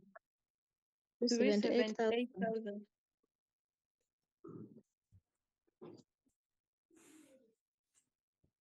So go to the next. Next we have direct labor. So direct labor.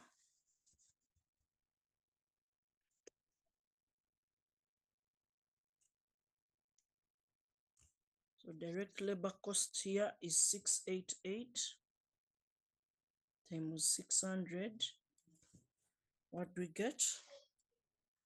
Total of 800. 800. 12,800. 400, 12, 800. Go to the next.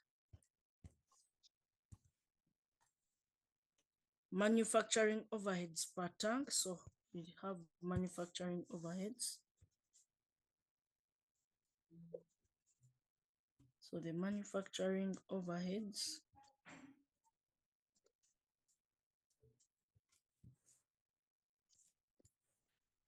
So the manufacturing overheads, we have 390 times 600. 234,000. 234,000.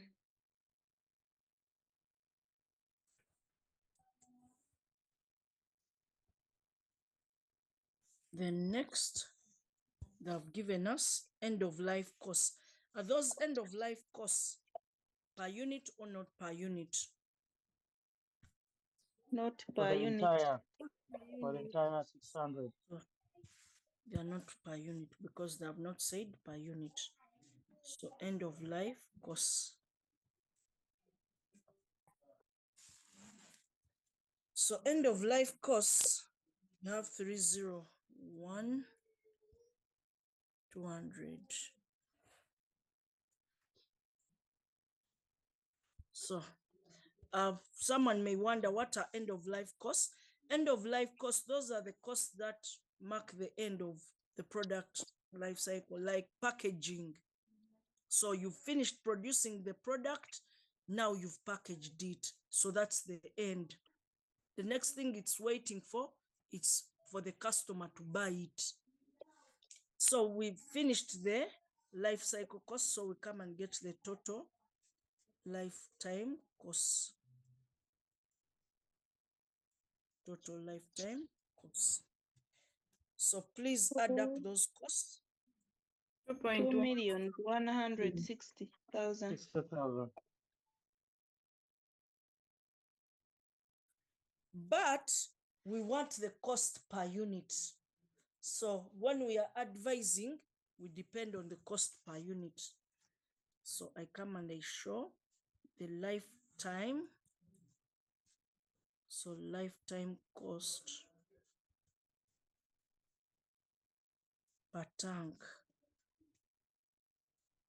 So the lifetime cost per tank up to 160 million divided by 600. We need to see for just one tank, what is the lifetime cost? 3,600. It is 3,600. 3,600 shillings. So meaning that each tank is going to have a lifetime cost of 3.6. So from the time of production up to the point when the customer is going to buy our product, we are going to incur 3.6 million on each tank. So someone, that's why I told you that you can either compute per tank, or for example, since the direct material cost was per tank, the other materials were per tank, the labor was per tank. So someone would have converted this research, the 324,000 into per tank by dividing it by 600, then end of life also dividing it by 600 to get the cost per tank. Then after you get your total cost per tank, total cost per tank. So you'd end up with 3.6, just like us, who have first computed the total cost, then divided with the number of tanks. So it is okay, because we need the cost per unit or per tank. But you cannot add costs which are per tank and those that are not per tank. You need to be uniform. So this is what we call life cycle costing, determining the life cycle costs. So the life cycle costs could be in terms of production, could be in terms of marketing. So could be in different forms. So this is what we call life cycle costing. So when I know my life cycle costs, it is very easy for me to know my profit that I'm going to earn throughout the life cycle. Because if I know that this is the cost I've incurred per tank, and I'm going to sell each tank at 4 million, that means my profit is going to be 400,000. So I can easily know my profit. But once I don't know my life cycle costs, that means it's going to be very difficult for me to know my profit and also my selling price. So I know I cannot sell each tank at 3.6 because that is just my cost. So it is easy to determine the price and the profit when we know the life cycle costs. So they've told us to use both life cycle costing and target costing to advise. Now we go to target costing technique. Target costing. So target costing, the first thing you do is to determine the target price. So remember, target cost. Under target costing, we want to find the target cost. But which formula do we use for target cost? So we say that target cost is equal to the target price minus the desired profit. So target price minus the desired profit. So that's how we get the target cost. So target cost is equal to target price minus the desired profit. Desired profit. So that's how we get a target cost. So a target cost is a desired cost. How much do you desire to incur on a product? So you first see the target price. The target price is that price that the customer is willing to pay for your product. So how do you know the target price from the scenario given to you? The ruling market price is always the target price because you depend on what your competitors are charging to also know your price. Because undertaking market research may be expensive. So what you do is to copy what your competitors are charging. So here, what is the ruling market price from the scenario given to us? 4 million. 4 million. Because they said a similar water tank on the market is sold at 4 million. So what your competitors are charging, that is what you should also target to charge. Or even less, but you cannot exceed 4 million. So your target price is 4 million. So we come and substitute 4 million.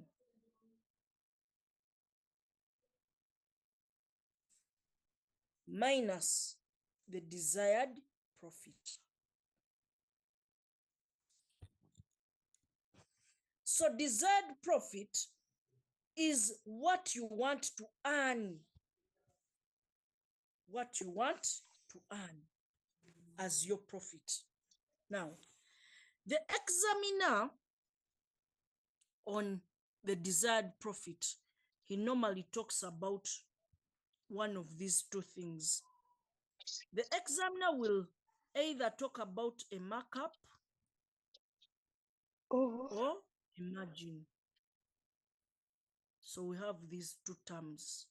He will talk about one of them, either a markup or a margin.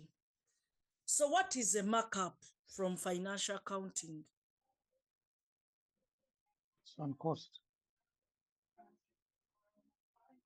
So this is a desired profit on cost. Whereas a margin is a desired profit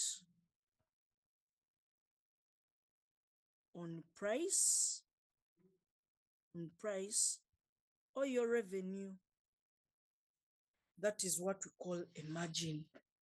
In other words, when I say that I'm dealing in phones, finished products, so I normally buy a phone from my supplier, including even my transport costs and all that.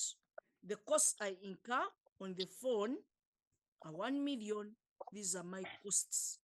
Transport, purchase price, everything. Those are the costs I incur on buying that product. But I say, now, I'm not in a charity business. Of course, I'm in a business where I need to make profit. So I say, okay, if my costs on this phone are 1 million, when it has reached my shop, so I cannot again sell it to the customers at 1 million. There is a profit I desire to continue also operating. So I'm like, of the 1 million I incur as a cost, my profit, my targeted profit is 10%. So of the 1 million, I want a profit of 10%. That means my profit is 10% of 1 million. So which is 100,000. So meaning that my selling price at the end of the day is going to be 1.1 million shillings. So meaning this 100,000, the 10% I've charged, this is what we call a markup. This is a markup. Why? Because it is a percentage on the costs. So that means I've used a markup. Now, when we have a margin means that I've charged my selling price. So I've charged, maybe my selling price of the phone is 1 million. This has been my selling price. But in my price there, my profit is maybe 2%. So that means I have 200,000. So meaning that the cost now, so now I'm looking for the cost. So the cost is 1 million minus 200, which is 800,000. So meaning that I incurred 800,000, I got the profit to get my selling price of 1 million. So this one is a margin because it is a percentage on selling price. Now, let's go back to this particular question and see what they have given us. Whether Madam Sarah, margin, please. Margin is a desired percentage on selling price. So margin is charged on your selling price or the revenue. So the price you sold your product at, to determine your profit, the percentage should be on the price. That means that percentage is a margin. So when you look at what they gave us a markup. So a markup is a percentage on cost. We are going back to this minus desired profit. So our desired profit is a markup of 25%. So we are going to get 25% of the cost, which cost the target cost.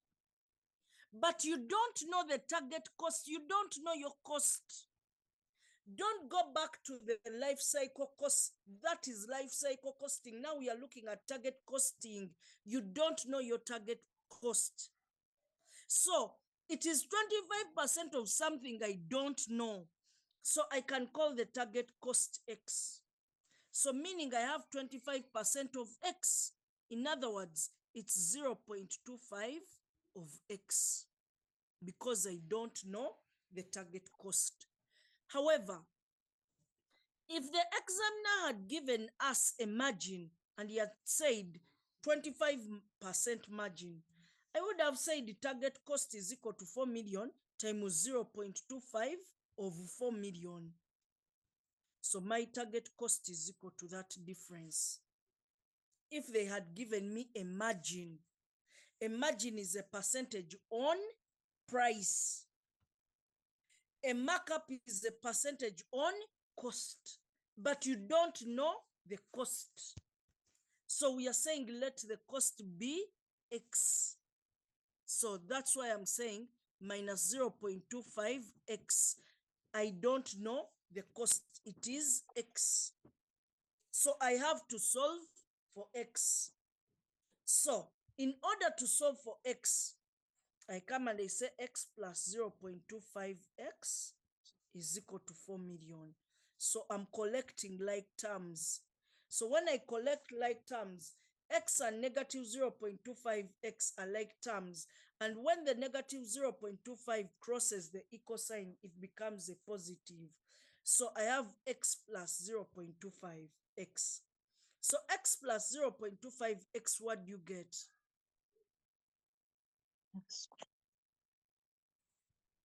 X plus 0.25X, what do we get?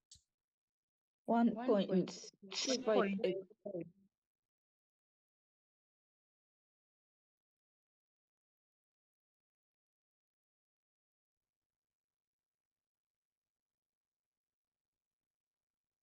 So we have 1.25X is equal to 4 million. So we divide by 1.25 on both sides.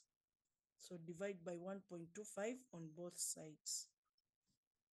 So X is equal to 3.2. 3.2. And remember, your 4 million was already per tank. That means the 3.2 is already per tank. So meaning that target cost or X is equal to 3.2. So our target cost, is equal to 3.2 shillings. Like that.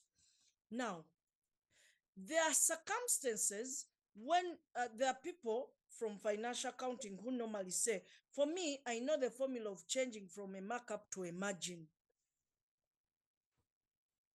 So, is there anyone who knows the formula of changing from a markup to a margin? Is Yes, the madam. percentage? Yes, it is. I tried mine here, but it also brings the same answer. What I did was to say normally a markup you add, like a markup is given by, we say the 25% over, you add that 25% to 100, and then to be 25% out of 125, then times the selling price, then to give you the cost of the item. So 25% divided by 125 times 4 million. So 25 divided by 125 times 4 million, do you get what you got, the 3.2? No, It's we get the 800. profit after getting It's, that profit of 800. We yes, less that's it when you get from the 4 3.2. million. Yeah. So you less, so the profit, which is the markup, is 800. So your profit is 800. So if your price is 4 million and your profit is 800, that means your cost is 3.2.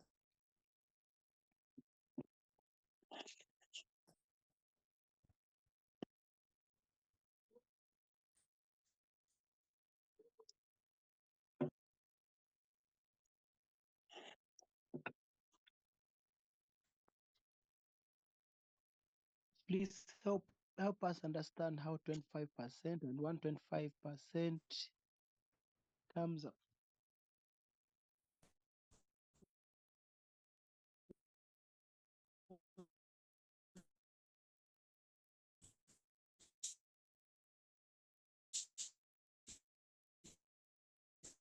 Is the same.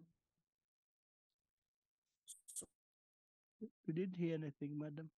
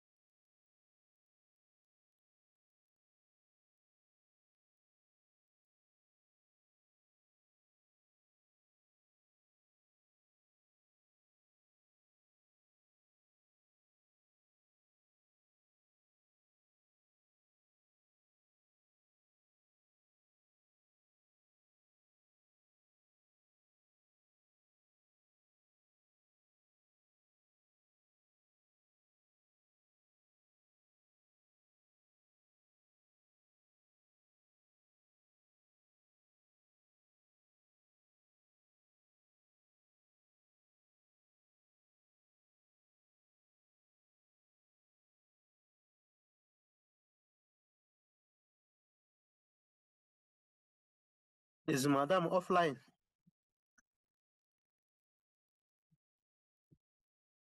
my network had gone off. Anyone with a question?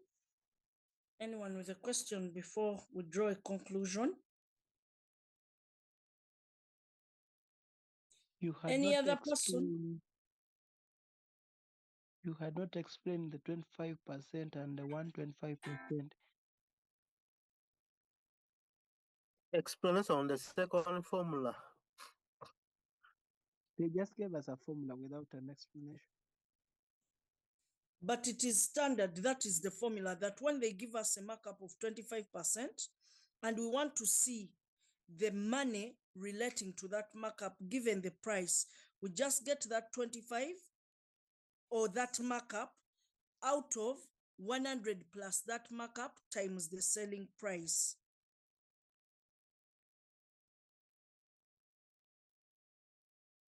So Okay, it thank is you. more like a formula.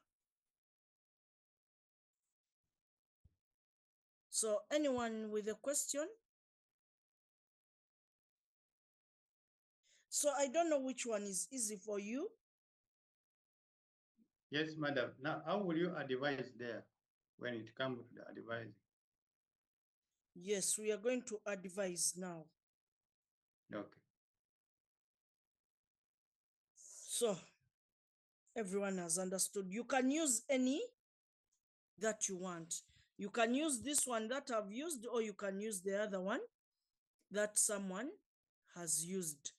So But madam, provided you have not got the same answer. I'm seeing this one is 3,200,000 and I'm seeing the next one is 800. 800 is the desired profit. You so subtract this it is from there. the profit or your markup. Mm. So you get your selling price. Remember our formula for target cost. Target cost is selling price, which is 4 million, minus your desired profit, which is the 800 to get the target cost. Okay. Yeah.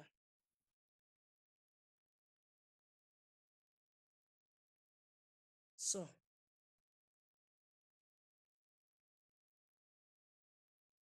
Madam, scroll down a bit. to this one. Yeah. So don't use both methods. You have to decide only one method to use. Okay. Thank you. Done. Now we want to advise. They've told us to use, let's go back to the question. The question is saying here,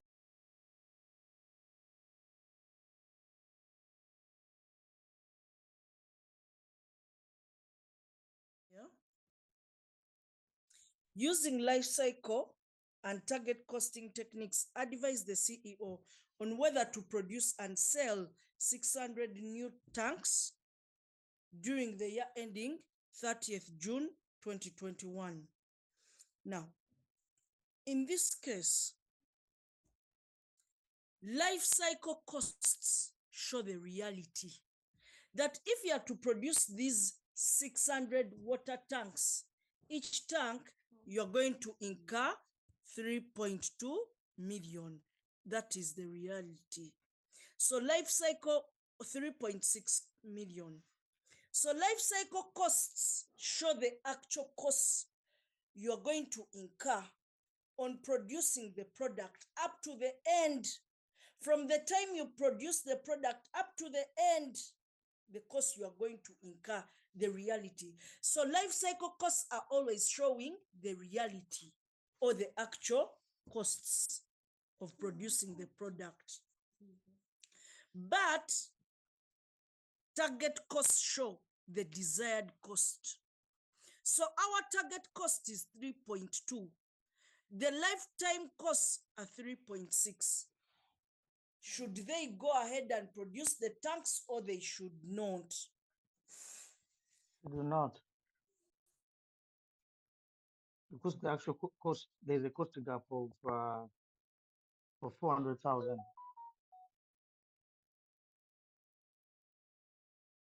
Pardon, madam. The life cycle costs are the actual costs that you will incur on producing these tanks. Each tank, you're going to incur 3.6. That is the reality. But the target cost shows the desired.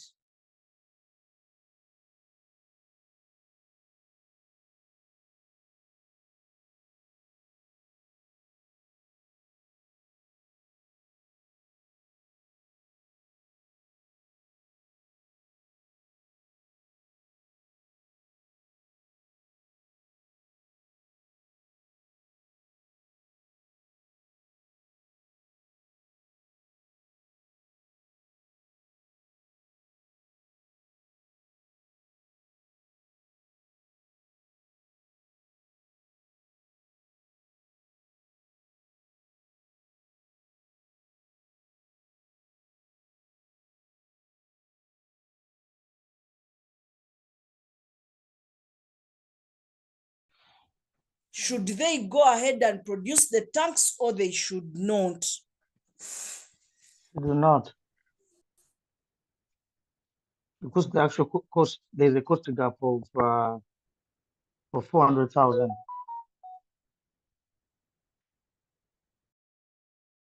Pardon, madam. The life cycle costs are the actual costs that you will incur on producing these tanks. Each tank, you're going to incur 3.6. That is the reality. But the target cost shows the desired. So our actual cost is 3.6.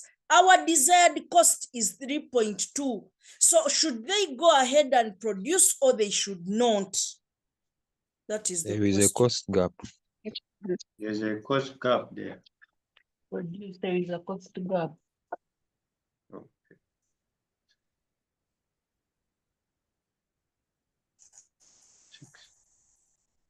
So they should not produce. So we're going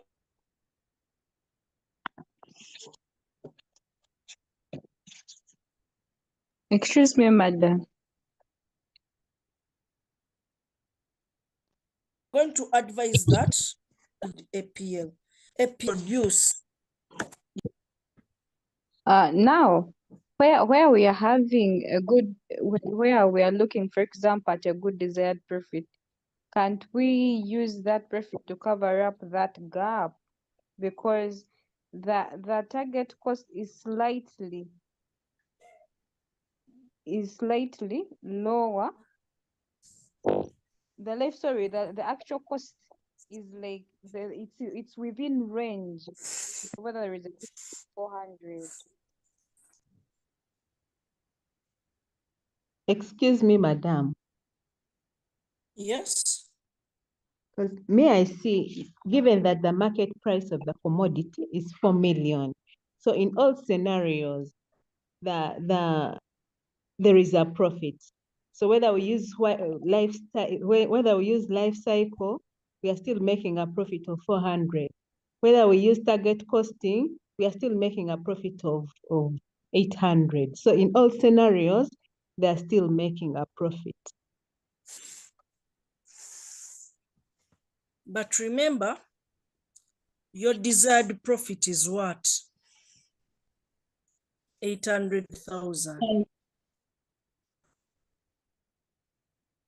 So when you get 3.6 plus 800, you see you're going to exceed the 4 million.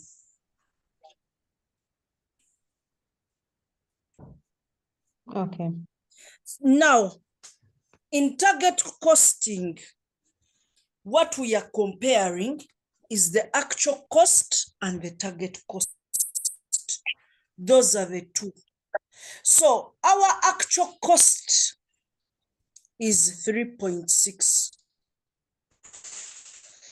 Our target cost is 3.2.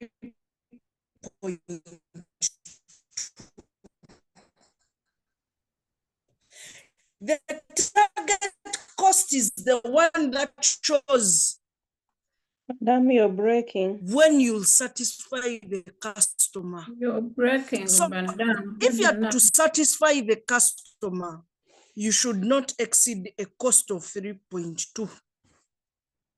But reality, the engineers are telling you this is the actual cost. So the life cycle cost is showing you, we are comparing the actual cost with the budgeted cost. The actual cost shows us the reality. You get it?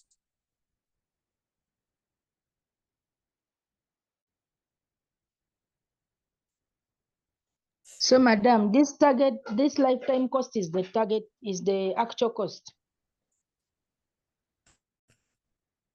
So,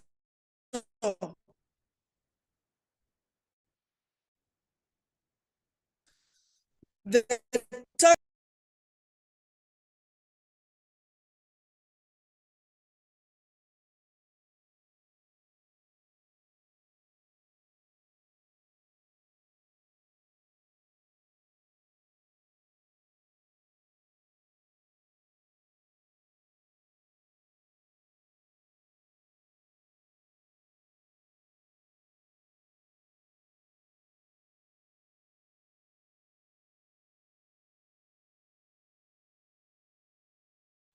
what I was saying is that the target cost shows you the actual cost, because every product must go through a life cycle. So the life cycle costs show you the reality. So I don't know whether you get it. Yes, madam. So once we get our life cycle costs and we add on a desired profit of 800,000, it means that definitely we are going to exceed the 4 million. So, and yet the customer wants 4 million.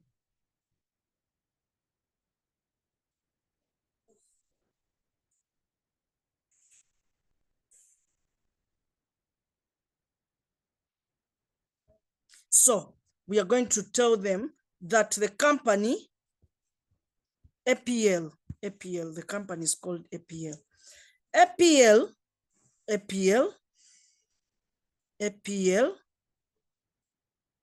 APL should not produce and sell.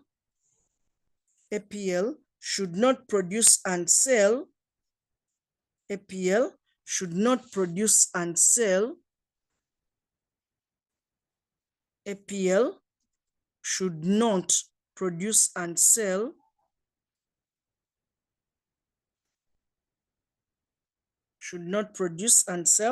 the 600 new tanks during the year ending 30th June 2021 because the life cycle costs, brackets, actual costs, because the life cycle costs,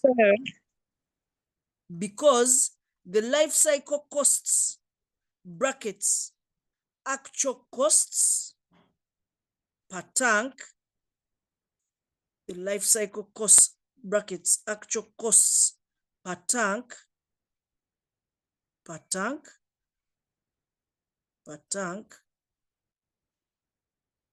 of 3.6 million, of 3.6 million, of 3.6 million,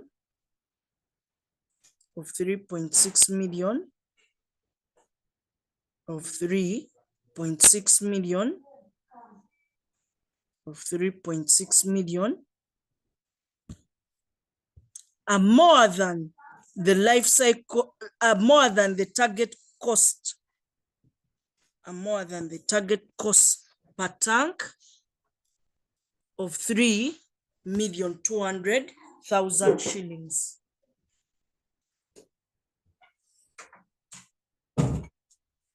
Of 3,200,000 shillings. So I told you that whenever the actual cost is higher than the target cost, they should not go ahead to produce. So that's what we are simply saying there.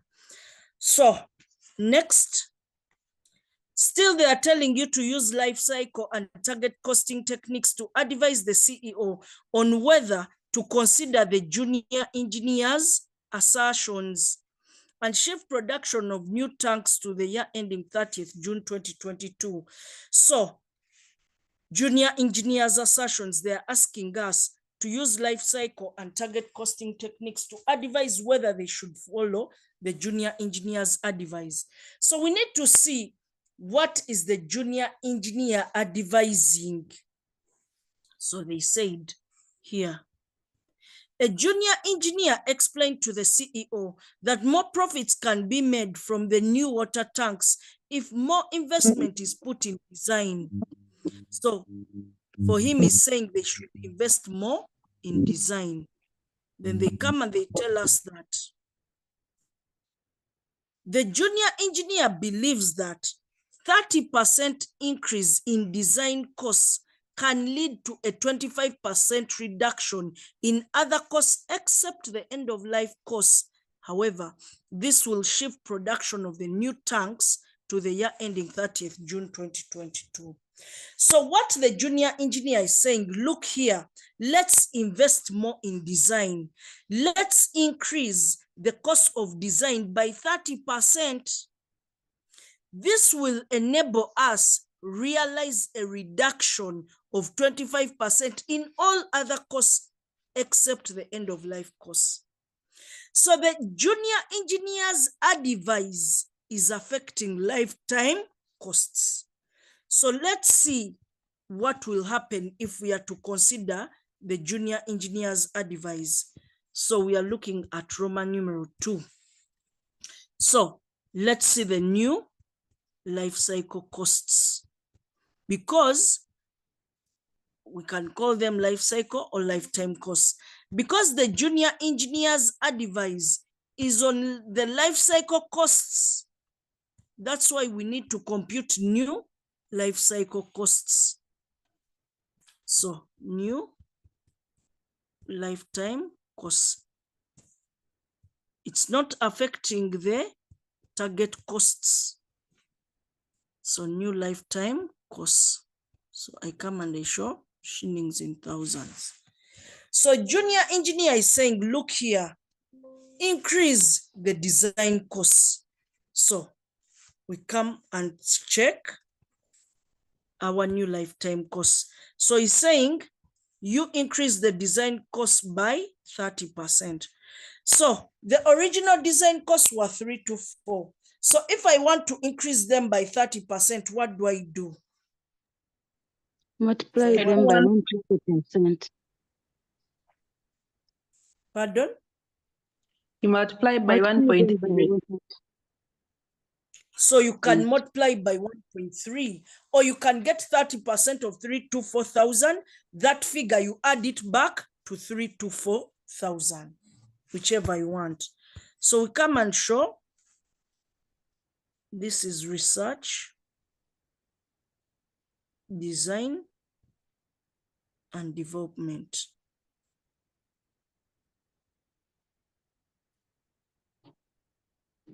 Costs. So this is going to be 324,000 times 1.3.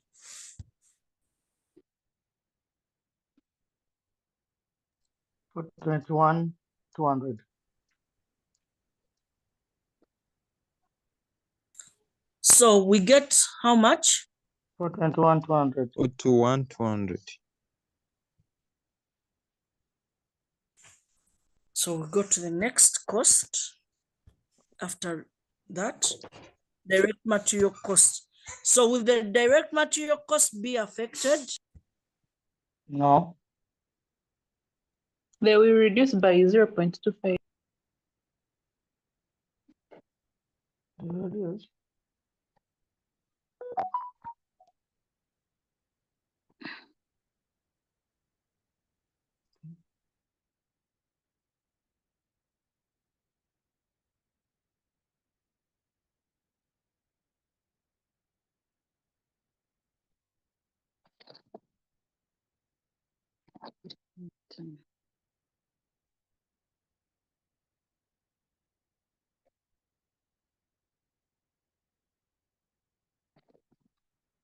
So they said, once you increase on the design cost, all other costs have to reduce by 25%. All other costs.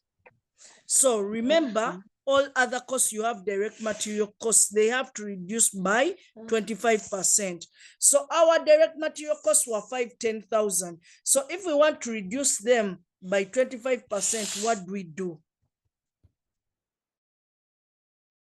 Multiply by Multiply 75%. by Multiply by 75%. 0.75. So we multiply by 75%, or someone can get 25% times 510. That figure is what they subtract from the 510. So what do we get? 382,500. 382,500. Pardon? 382,500.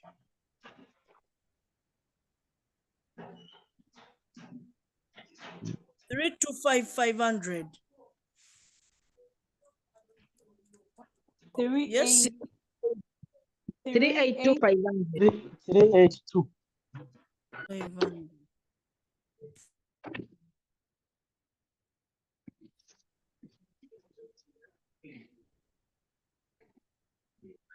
So other direct materials, other direct material. So these ones also have to reduce by 25%. So other direct materials, we got 378,000 times 0.75. What do we get? 283,500. 283,500.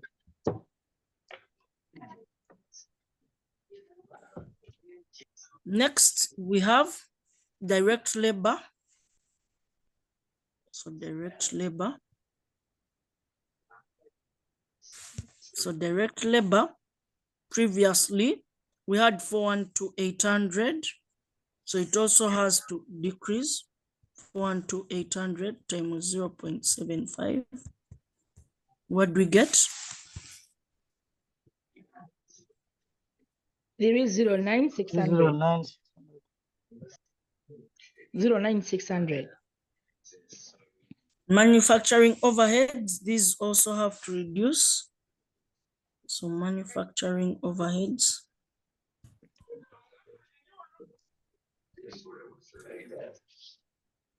So the manufacturing overheads, we have 234,000. So 234,000 times 0.75, what do we get? 175,500. 175,500. So next we have end of life costs. They said these ones are not affected. So they said except for end of life costs. So these ones are not affected. 301,200.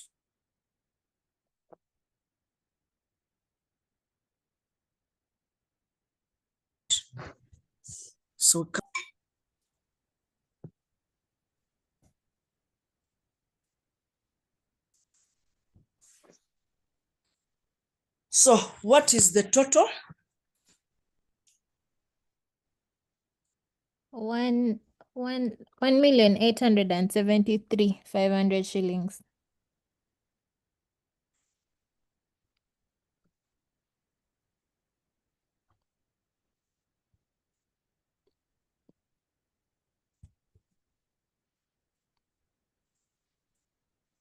So total lifetime cost, we have 1,873,500. So come and get per tank. So new lifetime cost per tank. So if they follow the junior engineers assertions, this will be their new lifetime cost per tank.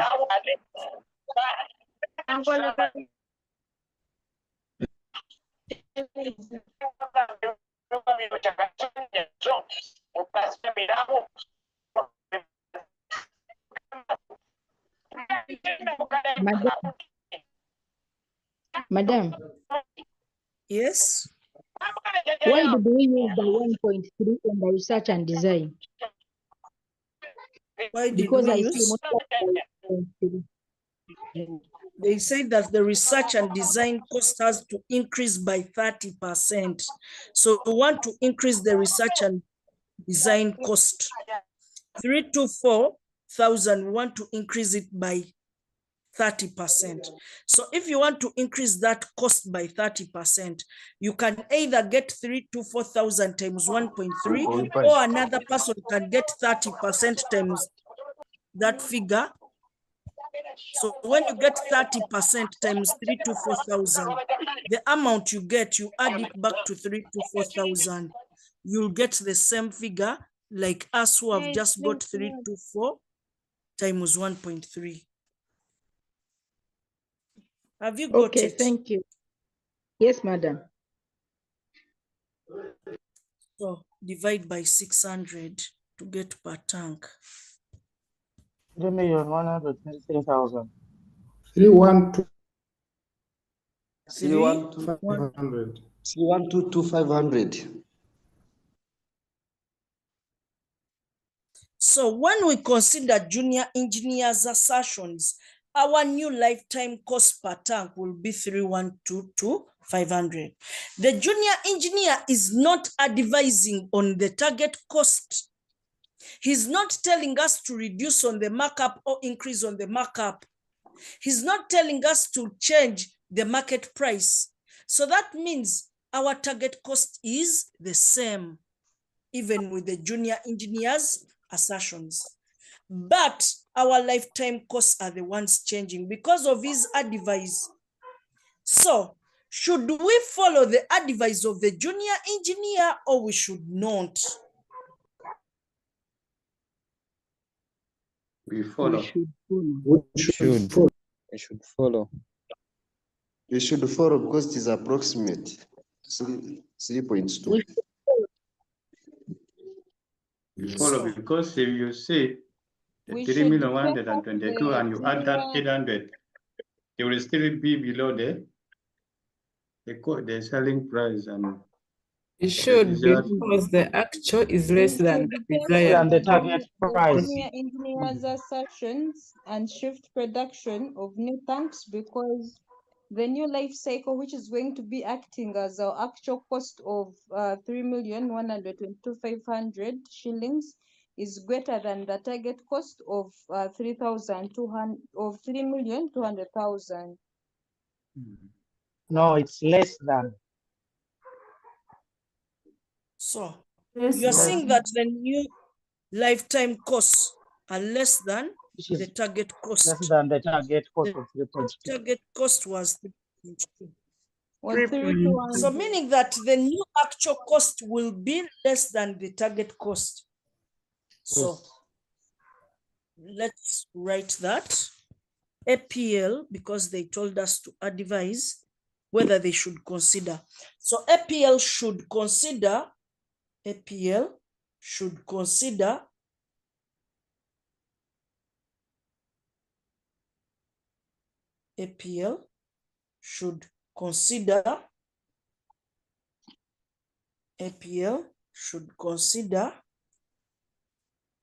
junior engineers'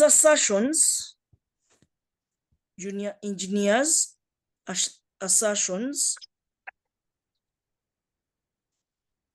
and shift production of new tanks to the year ending 30th June 2022 because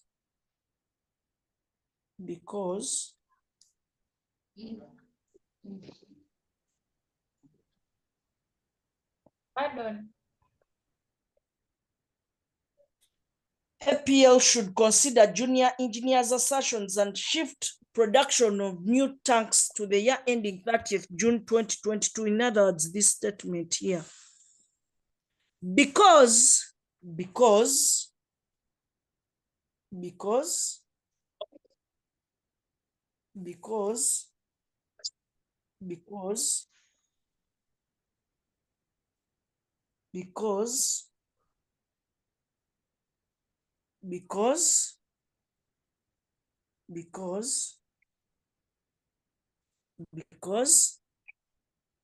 the new lifetime costs of the new lifetime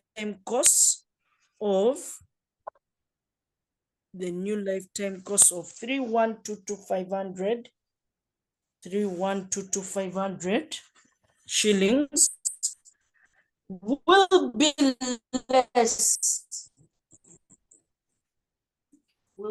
less than the target cost of 3.2, will be less than the target cost of 3.2, and thus a better position. And thus a better position for the company. Madam, You you are are breaking. And thus a better position for the company.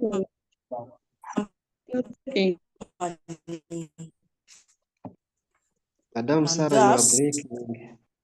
a better position for the company. And pardon, you are breaking. And thus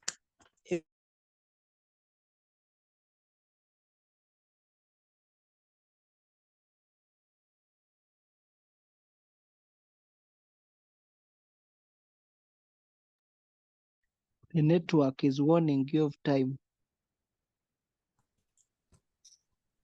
I'm saying that they should consider the assertions because the new lifetime cost per tank of 3,122,500 shillings are less than the target cost per tank of 3,200,000 shillings, and thus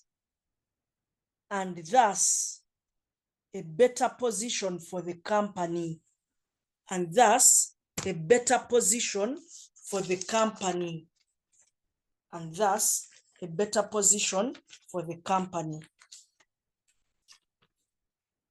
So that is what we do with life cycle costing and target costing. So life cycle costing, you have to know the life cycle cost. Target costing, you must know the target price, which is the ruling market price. So I want to give you numbers you'll try out. You have November 2019. Question 3. Then you have August 2017. So these ones relate to what some of the things we've already covered. 1B, C, and D. So we also have life cycle costs that involve discounting.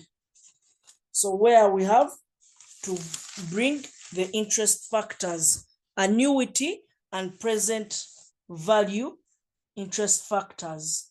So that kind of discounting, we shall look at it, of course, borrowing knowledge from financial management.